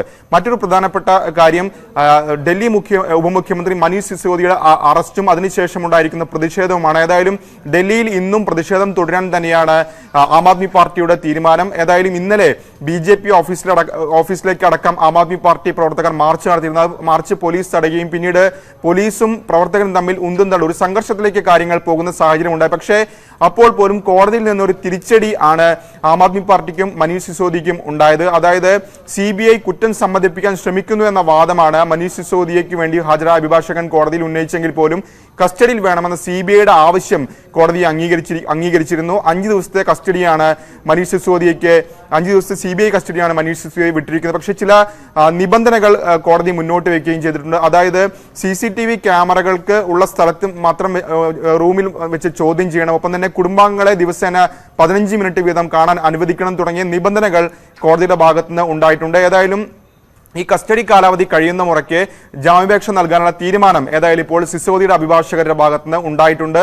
ഏതായാലും ആം ആദ്മി പാർട്ടി ഡൽഹിയിലടക്കം രാജ്യത്തിന്റെ പല ഭാഗങ്ങളിലും ഇന്ന് പ്രതിഷേധം നടത്താൻ തന്നെയാണ് തീരുമാനം. പ്രധാന പ്രതിപക്ഷ പാർട്ടികൾ ഇതിനോടൊപ്പം തന്നെ സിസോദിക്ക് അനുകൂലമായി രംഗത്ത് വരികയും ചെയ്തിട്ടുണ്ട്. പ്രത്യേകിച്ച് CPM പോളിറ്റ് ബ്യൂറോ ഇന്നലെ പ്രതിപക്ഷ നേതാക്കളെ അന്വേഷണ ഏജൻസികൾ ഉപയോഗിച്ച് വേട്ടയാടുന്നു എന്ന പ്രതികരണം നടത്തിയിട്ടുണ്ട്. TMC, BRS തുടങ്ങിയ കക്ഷികളും സമാനമായ പ്രതികരണം ഇതിനോടൊപ്പം തന്നെ നടത്തുകയും ചെയ്തിട്ടുണ്ട്. വീണ്ടും പ്രദീപിലേക്കും അനുമോദിലേക്കും.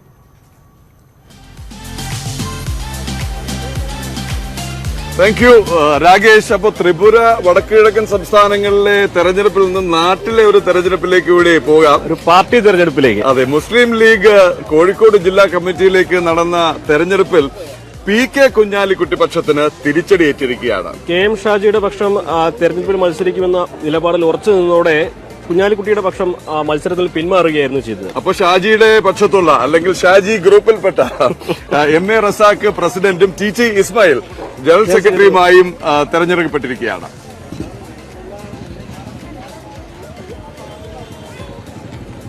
മുസ്ലിം ലീഗിൽ പതിവില്ലാത്തതാണ് ജില്ലാ കമ്മിറ്റി തെരഞ്ഞെടുപ്പിൽ കോഴിക്കോട്ട് കണ്ടത്. ലീഗ് രാഷ്ട്രീയത്തിലെ അധികായനായ PK കുഞ്ഞാലിക്കുട്ടിക്ക് സ്വന്തം പാനൽ പിൻവലിക്കേണ്ടി വന്നു. ജില്ലാ പ്രസിഡന്റ് സ്ഥാനത്തേക്ക് പാറക്കൽ അബ്ദുള്ള, ജനറൽ സെക്രട്ടറി സ്ഥാനത്തേക്ക് സൂപ്പി നരിക്കാട്ടേരി. ഇതായിരുന്നു PK കുഞ്ഞാലിക്കുട്ടിയുടെ നിർദ്ദേശം. KM ഷാജിയുടെ പാനലിൽ പ്രസിഡന്റായി MA റസാഖും ജനറൽ സെക്രട്ടറിയായി TT ഇസ്മയിലും. ഇരുപക്ഷവും സ്വന്തം പാനലിൽ ഉറച്ചുനിന്നതോടെ മത്സരത്തിലേക്ക് പോകുമെന്ന സ്ഥിതിയായി. ഒത്തുതീർപ്പ് ഫോർമുല കണ്ടെത്താൻ ലീഗ് ഹൌസിൽ മാരത്തോൺ ചർച്ച. TT ഇസ്മയിലിനെ ജനറൽ സെക്രട്ടറിയാക്കാം, എന്നാൽ പ്രസിഡന്റായി പാറക്കൽ അബ്ദുള്ള തന്നെ വേണമെന്ന കുഞ്ഞാലിക്കുട്ടി നിലപാടെടുത്തു. പക്ഷേ MK Muneer, KM Shaji, ET Muhammad Basheer തുടങ്ങിയ നേതാക്കൾ ഇതിന് വഴങ്ങിയില്ല. മത്സരമല്ലാതെ മറ്റു പോംവഴിയില്ലെന്ന ഘട്ടമെത്തിയപ്പോൾ കുഞ്ഞാലിക്കുട്ടി ക്ഷുഭിതനായി ലീഗ് ഹൌസിന് പുറത്തേക്ക്. കേരയിൽ വിരുദ്ധ സമരസമിതിയുടെ ചെയർമാനാണ് TT ഇസ്മയിൽ. CH സെന്ററിന്റെ നടത്തിപ്പുകാരനായ MA റസാഖ് മാസ്റ്റർ മുൻപ് കുഞ്ഞാലിക്കുട്ടിക്കൊപ്പമായിരുന്നെങ്കിലും ഇപ്പോൾ വിമതപക്ഷത്താണ്.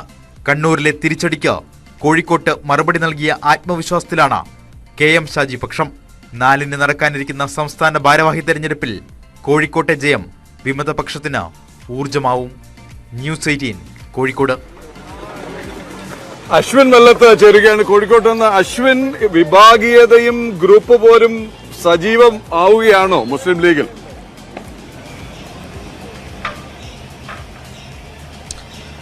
പ്രദീപ്, മുസ്ലിം ലീഗിൽ അടുത്ത സംസ്ഥാന ഭാരവാഹി തെരഞ്ഞെടുപ്പ് നടക്കാനിരിക്കുകയാണ്. മാർച്ച് 4-ന് കോഴിക്കോട്ടാണ് ഭാരവാഹി തെരഞ്ഞെടുപ്പ്. പുതിയ സംസ്ഥാന കൗൺസിൽ അന്ന് നിലവിൽ വരും. സംസ്ഥാന ഭാരവാഹികളെ അന്ന് തെരഞ്ഞെടുക്കും. അതിനു മുന്നോടിയായി തിരക്കിട്ട് ജില്ലാ സമ്മേളനങ്ങൾ പൂർത്തിയാക്കുന്നു. ജില്ലാ ഭാരവാഹികളെ തെരഞ്ഞെടുത്തുകൊണ്ടിരിക്കുന്നു. അപ്പോഴാണ് മുസ്ലിം ലീഗിന്റെ ഒരു ആസ്ഥാനം എന്നൊക്കെ പറയാവുന്ന കോഴിക്കോട് ജില്ലാ കമ്മിറ്റിയിൽ നിലവിലെ ഔദ്യോഗിക പക്ഷത്തിന് തിരിച്ചടിയേറ്റിരിക്കുന്നത്, അല്ലെങ്കിൽ PK കുഞ്ഞാലിക്കുട്ടി പക്ഷത്തിന് തിരിച്ചടിയേറ്റിരിക്കുന്നത്. കുഞ്ഞാലിക്കുട്ടിയുടെ നിർദ്ദേശം ഈ കാര്യത്തിൽ നമ്മൾ നേരത്തെ കണ്ടതുപോലെ സൂപ്പി നരിക്കാട്ടേരിയും അതേപോലെ തന്നെ പാറക്കൽ അബ്ദുള്ളയും ഭാരവാഹികളായി വരണം എന്നുള്ളതായിരുന്നു. പാറക്കൽ അബ്ദുള്ള പ്രസിഡന്റും സൂപ്പി നരിക്കാട്ടേരി ജനറൽ സെക്രട്ടറിയും. ഇതായിരുന്നു കുഞ്ഞാലിക്കുട്ടി നിർദ്ദേശിച്ച പാനൽ.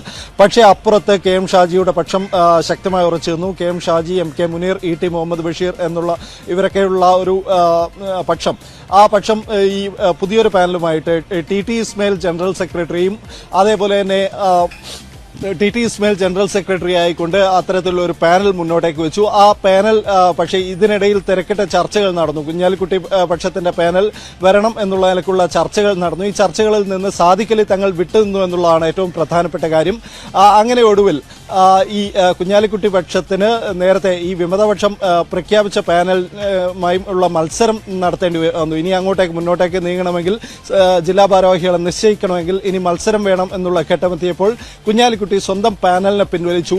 അത് പൊതുവെ ലീഗിൽ നടക്കാത്ത കാര്യമാണ്. മറ്റ് സ്ഥലങ്ങളിലൊന്നും തന്നെ KM ഷാജിയുടെ സ്വന്തം ജില്ലയായ കണ്ണൂരിൽ പോലും KM ഷാജിക്ക് സ്വന്തം പാനലിനെ അധികാരത്തിൽ എത്തിക്കാൻ കഴിഞ്ഞില്ല. പക്ഷേ ഇവിടെ കോഴിക്കോട്ട് ഒരു മത്സരം നടന്നു കഴിഞ്ഞാൽ ഒരുപക്ഷെ തിരിച്ചടി ഉണ്ടാവും എന്ന് കണ്ടിട്ടാവണം ഔദ്യോഗിക പക്ഷം പിന്മാറി. പക്ഷേ പിന്നീട് ഭാരവാഹികളെ പ്രഖ്യാപിക്കുന്ന സമയത്തും ഭാരവാഹികളെ പ്രഖ്യാപിക്കുമ്പോഴും ജില്ലാ കൌൺസിലിൽ ഇത് സംബന്ധിച്ചുള്ള തർക്കങ്ങൾ നടന്നു. വടകര, നാദാപുരം മേഖലകളിൽ നിന്നുള്ള കൌൺസിൽ അംഗങ്ങൾ പ്രതിഷേധവുമായി എഴുന്നേറ്റു. അവർ സൂപ്പി നരിക്കാട്ടേരിയും അതേപോലെ പാറക്കൽ അബ്ദുള്ളയും ഭാരവാഹികളായിട്ടുള്ള ഒരു പാനൽ വരുമെന്ന പ്രതീക്ഷയിലായിരുന്നു. അവർ പ്രതിഷേധിക്കുന്ന ഒരു സാഹചര്യം ഉണ്ടായി. അത്തരത്തിൽ ഇന്നലെ സംഭവബഹുലമായിരുന്നു മുസ്ലിം ലീഗിലെ ജില്ലാ ഭാരവാഹി തെരഞ്ഞെടുപ്പ്. ഇനി 4-ാം തീയതി സംസ്ഥാന ഭാരവാഹി തെരഞ്ഞെടുപ്പ് നടക്കാനിരിക്കുന്നു. അങ്ങനെ വരുമ്പോൾ ഈ വിമതപക്ഷത്തിന് കെ എം ഷാജിയും എം കെ മുനീറും ഒക്കെ ഉൾപ്പെടുന്ന വിമതപക്ഷത്തിന് വലിയ ഊർജ്ജമാണ് കോഴിക്കോട്ടെ ഈ വിജയം. കാരണം അപ്പുറത്ത് ആരാവും ഭാരവാഹി, PMA സലാം തന്നെ ഔദ്യോഗിക പക്ഷത്തിന്റെ ഒരു നോമിനിയായി വരും എന്നൊക്കെയുള്ള സൂചനകൾ നിലനിൽക്കുമ്പോഴാണ് ഇപ്പുറത്ത് എം കെ മുനീർ ഉൾപ്പെടുന്ന കെ എം ഷാജി ഉൾപ്പെടുന്ന ഒരു പക്ഷം സജീവമായ നീക്കങ്ങളുമായി ഇപ്പുറത്ത് ശക്തമായി വരുന്നത്. അവർ കോഴിക്കോട് ജില്ല പിടിച്ചടക്കിയത് അവർക്ക് ആത്മവിശ്വാസം തന്നെയായിരിക്കും. ശരി അശ്വിൻ വല്ലത്ത്, അപ്പോൾ ഇനിയും ഫോക്കസ് കോഴിക്കോട് തന്നെ ആയിരിക്കും എന്ന് വ്യക്തം. ഈ കണ്ടത് ട്രെയിലർ ആണെങ്കിൽ സിനിമ വരാനിരിക്കുന്നതേ ഉള്ളൂ എന്നാണ് അശ്വിൻ നൽകുന്ന സൂചന. ഏറ്റവും പ്രധാനം എന്ന് പറയുന്നത് കെ എം ഷാജി കണ്ണൂരിൽ നടക്കാത്തത് അല്ലെങ്കിൽ നടത്താൻ സാധിക്കാത്തത് കോഴിക്കോട്ട് സാധിച്ചു എന്നുള്ളതും അപൂർവമായി മാത്രം സംഭവിക്കുന്ന പറയൂ. ലീഗിന്റെ ഒരു തട്ടത്തിൽ നിന്നാണ് അനുമോദം വരുന്നത്. ഇതിന്റെ ഒരു പൊളിറ്റിക്സിന്റെ പോക്കെന്ന് വെച്ചാല് കെ എം ഷാജി വിഭാഗം അല്ലെങ്കിൽ കെ എം ഷാജിയെ കഴിഞ്ഞ തെരഞ്ഞെടുപ്പിന് ശേഷം കഴിയാവുന്ന എല്ലാ മേഖലകളിലും തന്റേതായ ആധിപത്യം ഉറപ്പിക്കാനുള്ള ശ്രമങ്ങൾ നടത്തിക്കൊണ്ടിരിക്കുക. അതിപ്പോ ഗൾഫിലൊരു വേദിയിൽ പ്രസംഗിക്കുകയാണെങ്കിലും നാട്ടിലൊരു വേദിയിൽ പ്രസംഗിക്കുകയാണെങ്കിൽ തന്നെ പാർട്ടി മുന്നോട്ട് വെക്കുന്ന ആശയങ്ങളെക്കാൾ അല്ലെങ്കിൽ ചെറിയ വിട്ടുവീഴ്ചകൾ പോലും ഞാൻ അംഗീകരിക്കുന്നില്ല, അല്ലെങ്കിൽ എന്റെ വിഭാഗം അംഗീകരിക്കുന്നില്ല. അത്തരത്തിലൊരു വലിയ ഒരു ഗ്രൂപ്പ് ഒത്തുതീർപ്പ് രാഷ്ട്രീയം വേണ്ട എന്നുള്ളതിലേക്ക് മാത്രമല്ല കാലങ്ങളായി ആധിപത്യം സ്ഥാപിച്ചിരിക്കുന്ന PK കുഞ്ഞാലിക്കുട്ടി വിഭാഗത്തെ ശീതസമരമാണ്. അതൊരു നേരിട്ടുള്ള പൊളിറ്റിക്സ് അല്ലെ, ഫൈറ്റ് അല്ലെങ്കിൽ ഒരു ശീതസമരമാണ്. സ്വാഭാവികമായിട്ടും കോഴിക്കോട് കെ എം ഷാജിക്ക് അത്തരത്തിലൊരു തന്റെ തട്ടകത്തിൽ ആധിപത്യം ഉറപ്പിക്കാൻ കഴിഞ്ഞു എന്ന് പറയുന്നത് കെ എം ഷാജി വിഭാഗത്തിന് വലിയ ഒരു ആത്മവിശ്വാസം നൽകുന്ന സാഹചര്യമാണ്. സംസ്ഥാനതല ഭാരവാഹികളുടെ തെരഞ്ഞെടുപ്പിൽ ഇതെങ്ങനെ പ്രതിഫലിക്കും എന്നുള്ളതാണ്. ജനറൽ സെക്രട്ടറി സ്ഥാനത്തേക്ക് ഒരുപാട് പേര് കോട്ടിട്ട് നിൽക്കുന്നുണ്ട്. PMA സലാമിന് പകരം പലരും ഇപ്പൊ ഉപ്പായം തേപ്പിച്ച് നിൽക്കുന്നുണ്ട്. ഓക്കെ, അപ്പൊ എന്തായാലും അതിന്റെ മറ്റു കാഴ്ച കാണാം. പറഞ്ഞ പോലെ ഉത്രാളിക്കാവിൽ നിന്നാണ് പ്രഭാത കേരളം എത്തുന്നത്. എഴുന്നള്ളത്തിനായി പൂരത്തിനായി ആനകളെ കുളിപ്പിച്ച് കറുപ്പിക്കുകയാണ്, തിളക്കം കൂട്ടുകയാണ്. നമ്മൾ നേരത്തെ പറഞ്ഞു അക്കിക്കാവ് കാർത്തികേയൻ, ബച്ചാട് ധർമ്മൻ, പിന്നെ കുറുപ്പത്ത് ശിവശങ്കരൻ, പഴയന്നൂർ ശ്രീരാമൻ ഇവരൊക്കെ എത്തിക്കഴിഞ്ഞു. ഇനിയും വരാനുണ്ട് ഒരു 7 പേർ കൂടി. ER രാഗേഷിന്റെ കാര്യം പറഞ്ഞപ്പോൾ മറ്റൊരു ആനപ്രേമിയെ അല്ലെങ്കിൽ ഒരു ആനഭ്രാന്തനെ ഞങ്ങൾ വിട്ടുപോയി. KP ധനേഷ് എന്ന നമ്മുടെ ഈ ഷോ കഴിഞ്ഞാൽ അവരവിടുന്ന് പോരുന്ന സംശയം. ഈ ആനക്കാഴ്ചകളുടെ ആനയ്ക്ക് പിന്നാലെ ഇവിടുന്ന് പാഞ്ഞത് KP ധനേഷ് ആണ്. ധനേഷ് ആണ് ആനകളെ തയ്യാറാക്കുന്ന കാഴ്ചകൾ എത്തിക്കുന്നത്. ആനയുടെ കാഴ്ച എത്ര കണ്ടാലും മതിയാവില്ല എന്നുള്ളതാണ് മറ്റൊരു കാര്യം.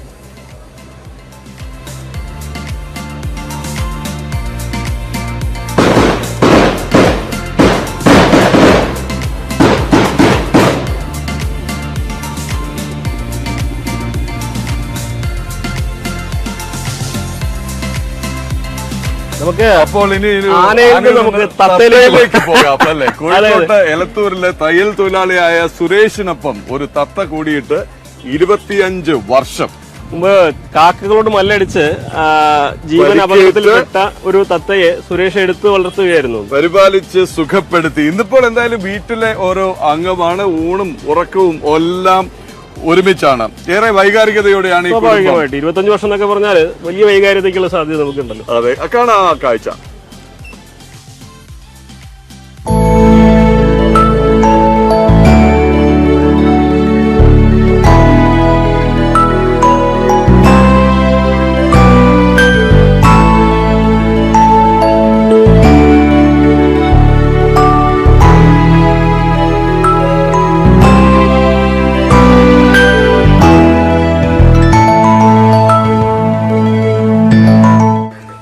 തറവാട്ടില് കാക്കകളെ ആക്രമിച്ചിട്ട് 10-15 കാക്കകൾ ഒന്നായിട്ട് വന്ന് കൊത്തി ഇതിനെ അവശ നിലയിലാക്കിയിരുന്നു. അപ്പം ചിറകൊക്കെ ഒടിഞ്ഞ മാതിരി കഴിഞ്ഞ് മഞ്ഞളൊക്കെ തേച്ച് ഞാനതിനെ മഞ്ഞളൊക്കെ തേച്ച് വെള്ളമൊക്കെ കൊടുത്തു കഴിഞ്ഞ് ആശുപത്രി കൊണ്ടുപോയി സുഖടൊക്കെ മാറിക്കഴിഞ്ഞാൽ ഇത് പിന്നെ പോയിട്ടേ ഇല്ല. തുറന്ന് വിട്ടാലും ഒരു കുറച്ച് കഴിഞ്ഞാൽ അങ്ങോട്ട് പോരും. എൻ്റെ അടുത്ത് നിന്ന് പോകുന്നില്ല. എൻ്റെ മക്കളെ മാതിരി തന്നെ 10-25 വർഷമായി ഇപ്പം എൻ്റെ അടുത്ത് തന്നെ.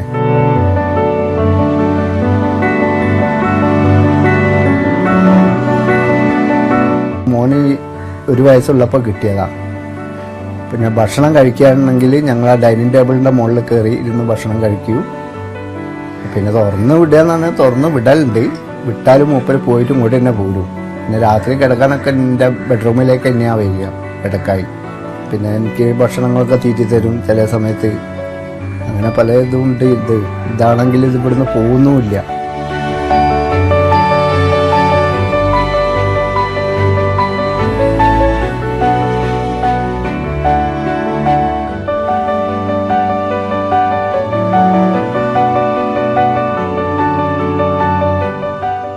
ഇതിനെ ഞാൻ പുറത്തേക്ക് തുറന്ന് വിട്ടിരുന്നു. കുറേ കഴിഞ്ഞ് ഒരു അരമണിക്കൂറൊക്കെ കഴിഞ്ഞ് മരത്തിൻ്റെ മേലെ അവിടെ ഇവിടെയൊക്കെ പറഞ്ഞിട്ട് പിന്നെ ഇതും കൊണ്ട് തന്നെ വരും. ഞങ്ങളാ വീട്ടിൻ്റെ കൊലായി തെന്നേമേലൊക്കെ വന്നിരിക്കും. പിന്നെ മക്കളെ പറഞ്ഞാൽ മക്കളുമായി തന്നെ നടക്കുന്നതിനെ കൊണ്ട് ഭാര്യനെ ഇനിയും ഭയങ്കര ഇഷ്ടമാണ്. ഭാര്യയും ഞാനും കൂടെ എന്ത് അടിപിടിമാതിരി വെറുതെ അതിൻ്റെ മുന്നിൽ കളിച്ചാലും അതിനൊരു പ്രശ്നവുമില്ല.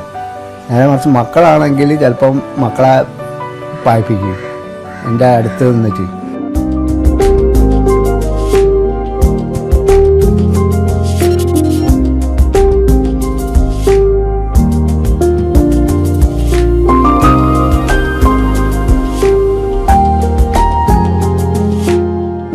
ഉച്ചക്ക് ഊണ് കഴിക്കാൻ വന്നിട്ടുണ്ടെങ്കിൽ എൻ്റെ കൂടെ തന്നെ അത് ഊണ് കഴിക്കാൻ വരിക.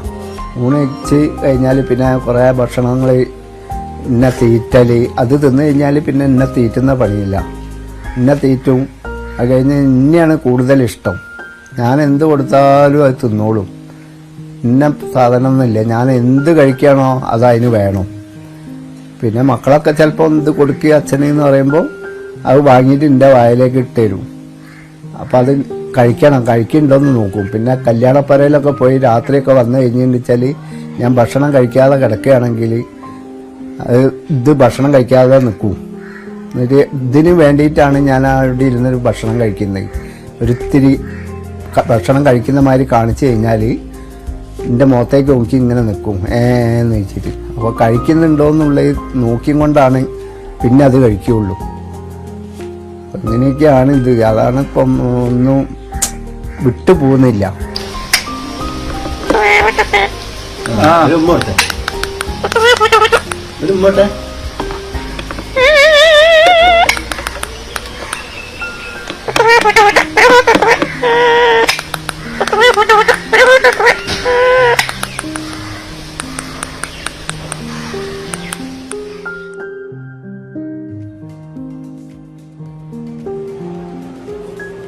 അപ്പോൾ പി വി വിനോദ് കുമാറാണ് ഈ അപൂർവ സ്നേഹത്തിന്റെ മനോഹരമായ ഈ കാഴ്ച പകർത്തിയത്.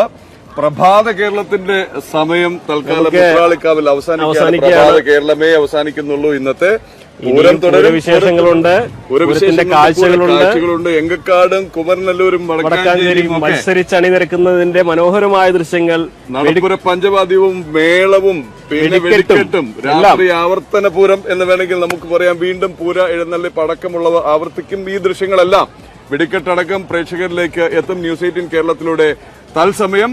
ഇനിയിപ്പോൾ തലസ്ഥാനം അടക്കം വാർത്തകളുടെ കൂടി പൊടിപൂരമാണ്. സഭ ഇപ്പോൾ തുടങ്ങിയിട്ടുണ്ടാവും. അവിടെയുള്ള പ്രതിഷേധ കാഴ്ചകൾ എന്തൊക്കെയാണ്, അതിനു പുറമെ മറ്റെവിടെയെല്ലാം പ്രതിഷേധങ്ങൾ ഉണ്ടാകുമെന്ന് കൂടി നമ്മൾ കണ്ടറിയണം. എന്തായാലും ആ കാഴ്ചകളും വാർത്തകളും തുടരും ന്യൂസ് 18-ൽ. ഒപ്പം പൂരക്കാഴ്ചകൾ സജീവമാകുമ്പോൾ ഉത്രാളിക്കാവിൽ നിന്നുള്ള കാഴ്ചകളും ഉണ്ടാവും.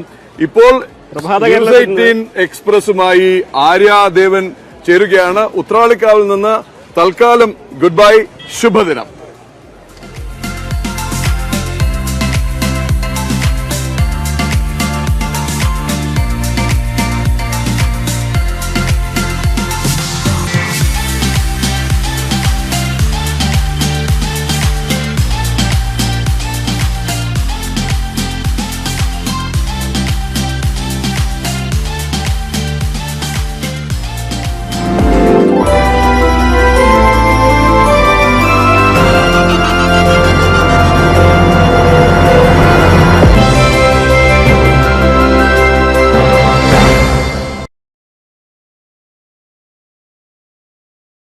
ഉമേഷ്, ഒന്നാമത് ഈ കൺസെഷൻ വ്യവസ്ഥകൾ, പുതുക്കിയ വ്യവസ്ഥകൾ എന്തൊക്കെയാണ്, എത്ര കണ്ടത് ബാധിക്കും?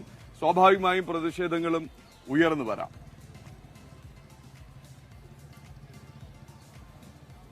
തീർച്ചയായും ഇത്തരമൊരു പ്രപ്പോസൽ നേരത്തെ തന്നെ ജസ്റ്റിസ് രാമചന്ദ്രൻ കമ്മീഷൻ KSRTC സമർപ്പിച്ചിരുന്നു. കഴിഞ്ഞ അക്കാഡമിക് വർഷത്തിന് മുൻപാണ് ഇത്തരമൊരു പ്രപ്പോസൽ മുന്നോട്ട് വെച്ചത്. പക്ഷേ സർക്കാരിന്റെയും വിദ്യാർത്ഥി പ്രസ്ഥാനങ്ങളുടെയും എതിർപ്പ് ശക്തമായതിനെ തുടർന്ന് നടപ്പാക്കാതെ മാറ്റിവെക്കുകയായിരുന്നു.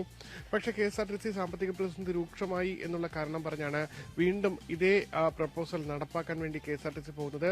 ഇത് സംബന്ധിച്ചുള്ള മാർഗനിർദ്ദേശമാണ് ഇപ്പോൾ പുറത്തിറക്കിയിരിക്കുന്നത്. ഒരുപക്ഷെ വലിയ വിവാദമായേക്കാവുന്ന മാർഗനിർദ്ദേശമാണ്. അതിൽ ഏറ്റവും സുപ്രധാനം ഇനി മുതൽ പൂർണ്ണമായി കൺസെഷൻ ലഭിക്കാൻ പോകുന്നത് സർക്കാർ എയ്ഡഡ് സ്കൂളിലെ വിദ്യാർത്ഥികൾക്ക് മാത്രമായിരിക്കും. അൺഎയ്ഡഡ് സ്കൂളിലെ വിദ്യാർത്ഥികൾക്ക് BPL പരിധിയിലുള്ള വിദ്യാർത്ഥികൾക്ക് മാത്രമായിരിക്കും ഇനി മുതൽ കൺസെഷൻ ലഭിക്കുക. കൂടാതെ കൺസെഷൻ ലഭിക്കാനുള്ള പ്രായപരിധി അത് 25 വയസ്സായി നിശ്ചയിച്ചിരിക്കുന്നു എന്നുള്ളതാണ് മറ്റൊരു വിവാദ തീരുമാനം.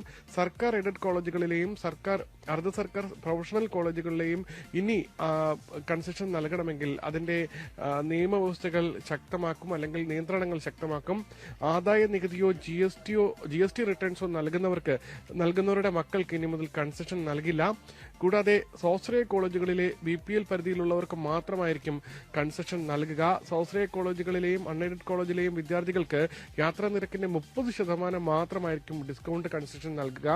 ബാക്കി 35% അതായത് സ്കൂളുകൾ വഹിക്കണമെന്നും 35% വിദ്യാർത്ഥി സ്വയം വഹിക്കണമെന്നും മാനേജ്മെന്റ് കൺസെഷൻ 30%, 35% വിദ്യാർത്ഥിയും 35% ഈ ഏതാണോ വിദ്യാർത്ഥി പഠിക്കുന്ന സ്ഥാപനം ആ സ്ഥാപനം വഹിക്കണമെന്നുമാണ് പുതിയ പ്രപ്പോസൽ പറയുന്നത്.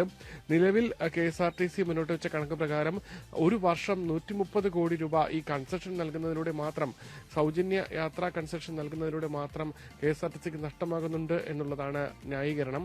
നിലവിൽ +2 വരെയുള്ള കുട്ടികൾക്ക് സൗജന്യ യാത്രയാണ് KSRTC കൺസെഷൻ നൽകുന്നതിലൂടെ അനുവദിക്കുന്നത്. എന്തായാലും വലിയ വിവാദമാകാൻ പോകുന്ന തീരുമാനമാണോ? പ്രത്യേകിച്ച് നേരത്തെ തന്നെ ഇത്തരത്തിൽ BPL കുട്ടികൾക്ക് കൺസെഷൻ എന്നുള്ള പ്രപ്പോസൽ മുന്നോട്ട് വെച്ചപ്പോൾ, പൂർണ്ണ സൗജന്യ യാത്ര എന്നുള്ള പ്രപ്പോസൽ മുന്നോട്ട് വെച്ചപ്പോൾ അത് വലിയ രീതിയിൽ വിദ്യാർത്ഥികൾക്കിടയിൽ സാമ്പത്തികമായ ഒരു വേർതിരിവുണ്ടാക്കുകയും അത് വിദ്യാർത്ഥികൾക്കിടയിൽ ഒരു ഭിന്നത ഉണ്ടാക്കുന്ന രീതിയിലേക്കുള്ള നടപടിയാകുമെന്നും വിദ്യാർത്ഥി സംഘടനകളടക്കം പറഞ്ഞിരുന്നു. കൂടാതെ ഒരു മാനദണ്ഡവും പാടില്ലാതെ വിദ്യാർത്ഥി കൺസെഷൻ നൽകണമെന്നായിരുന്നു വിദ്യാർത്ഥി യുവജന സംഘടനകളെല്ലാം മുന്നോട്ട് വെച്ച ആവശ്യം. ഇതുവരെ കൺസെഷൻ നൽകുന്നതിന് ഒരു പ്രായപരിധി നിശ്ചയിച്ചിരുന്നില്ല, അതും നിശ്ചയിക്കുന്നു എന്നുള്ളതാണ്. നിലവിൽ സംസ്ഥാനത്ത് കോളേജുകളിൽ, സർക്കാർ കോളേജുകളിൽ ഡിഗ്രിക്ക് പ്രവേശിക്കുന്നതിന് 23 വയസ്സുവരെയുള്ളവർക്ക് സർക്കാർ കോളേജുകളിൽ പ്രവേശിക്കാൻ അനുമതിയുണ്ട്, അതായത് ഡിഗ്രി ഫസ്റ്റ് ഇയറിന് പ്രവേശിക്കാൻ. കൂടാതെ PG പഠനത്തിന് ഇപ്പോൾ ഒരു പ്രായപരിധി നിശ്ചയിച്ചിട്ടില്ല. ഈ രീതിയിൽ സർക്കാർ കോളേജുകളിൽ PG പഠനത്തിന് പോലും ഒരു പ്രായപരിധി നിശ്ചയിക്കാത്ത ഘട്ടത്തിൽ KSRTC വിദ്യാർത്ഥികൾക്ക് അല്ലെങ്കിൽ വിദ്യാർത്ഥിയായിരിക്കാനുള്ള പ്രായപരിധി എന്ന നിലയിൽ 25 വയസ്സായി നിശ്ചയിക്കുന്നു എന്നുള്ളതാണ്. നമുക്കറിയാം, ഗവേഷണ വിദ്യാർത്ഥികളടക്കം, ഒരുപക്ഷെ പോസ്റ്റ് ഡോക്ടറുകളടക്കം പഠിച്ചിറങ്ങുന്ന ഒരു വിദ്യാർത്ഥി ഒരുപക്ഷെ 35 വയസ്സ് വരെയെല്ലാം പഠിച്ച് 40 വയസ്സ് വരെയെല്ലാം പഠിച്ചു പുറത്തിറങ്ങുന്ന നിരവധി പേരുണ്ട്. അത്തരത്തിൽ ഗവേഷണത്തിനും പോസ്റ്റ് ഗവേഷണത്തിനുമെല്ലാം വലിയ രീതിയിൽ പ്രാധാന്യം നൽകുന്നുവെന്ന് സർക്കാർ വാദിക്കുന്ന ഒരു സമയവുമാണ്. സർക്കാർ ഈ രണ്ടാം പിണറായി സർക്കാരിന്റെ പ്രധാന ലക്ഷ്യമായി മുന്നോട്ട് വെച്ചത് തന്നെ ഈ ഉന്നത വിദ്യാഭ്യാസ രംഗത്തെ നിലവാരം ഉയർത്തുക, അത് രാജ്യാന്തര നിലവാരത്തിലേക്ക് ഉയർത്തുക എന്നുള്ളതാണ്. ഒരു ഭാഗത്ത് ഇത്തരം നയങ്ങൾ പറയുമ്പോഴും മറുഭാഗത്ത് അത്തരത്തിൽ ഉന്നത വിദ്യാഭ്യാസ രംഗത്തേക്ക് പഠിക്കാൻ പോകുന്ന വിദ്യാർത്ഥികൾക്ക് KSRTCയിൽ പോലും കൺസെഷൻ നൽകാത്ത ഒരു സാഹചര്യത്തിലേക്ക് എത്തുകയും ചെയ്യുന്നു. ഇതാണ് വരും ദിവസങ്ങളിൽ സ്വാഭാവികമായി യുവജന പ്രസ്ഥാനങ്ങൾക്കിടയിലും വിദ്യാർത്ഥി പ്രസ്ഥാനങ്ങൾക്കിടയിലും വലിയ പ്രതിഷേധങ്ങൾക്കിടയാക്കാൻ പോകുന്ന ഒരു തീരുമാനമായി ഇതിനെ വിലയിരുത്താൻ കാരണം. ഉമേഷ്, ഒന്നാമത് ഈ കൺസെഷൻ വ്യവസ്ഥകൾ, പുതുക്കിയ വ്യവസ്ഥകൾ എന്തൊക്കെയാണ്, എത്ര കണ്ടത് ബാധിക്കും? സ്വാഭാവികമായും പ്രതിഷേധങ്ങളും ഉയർന്നു വരാം.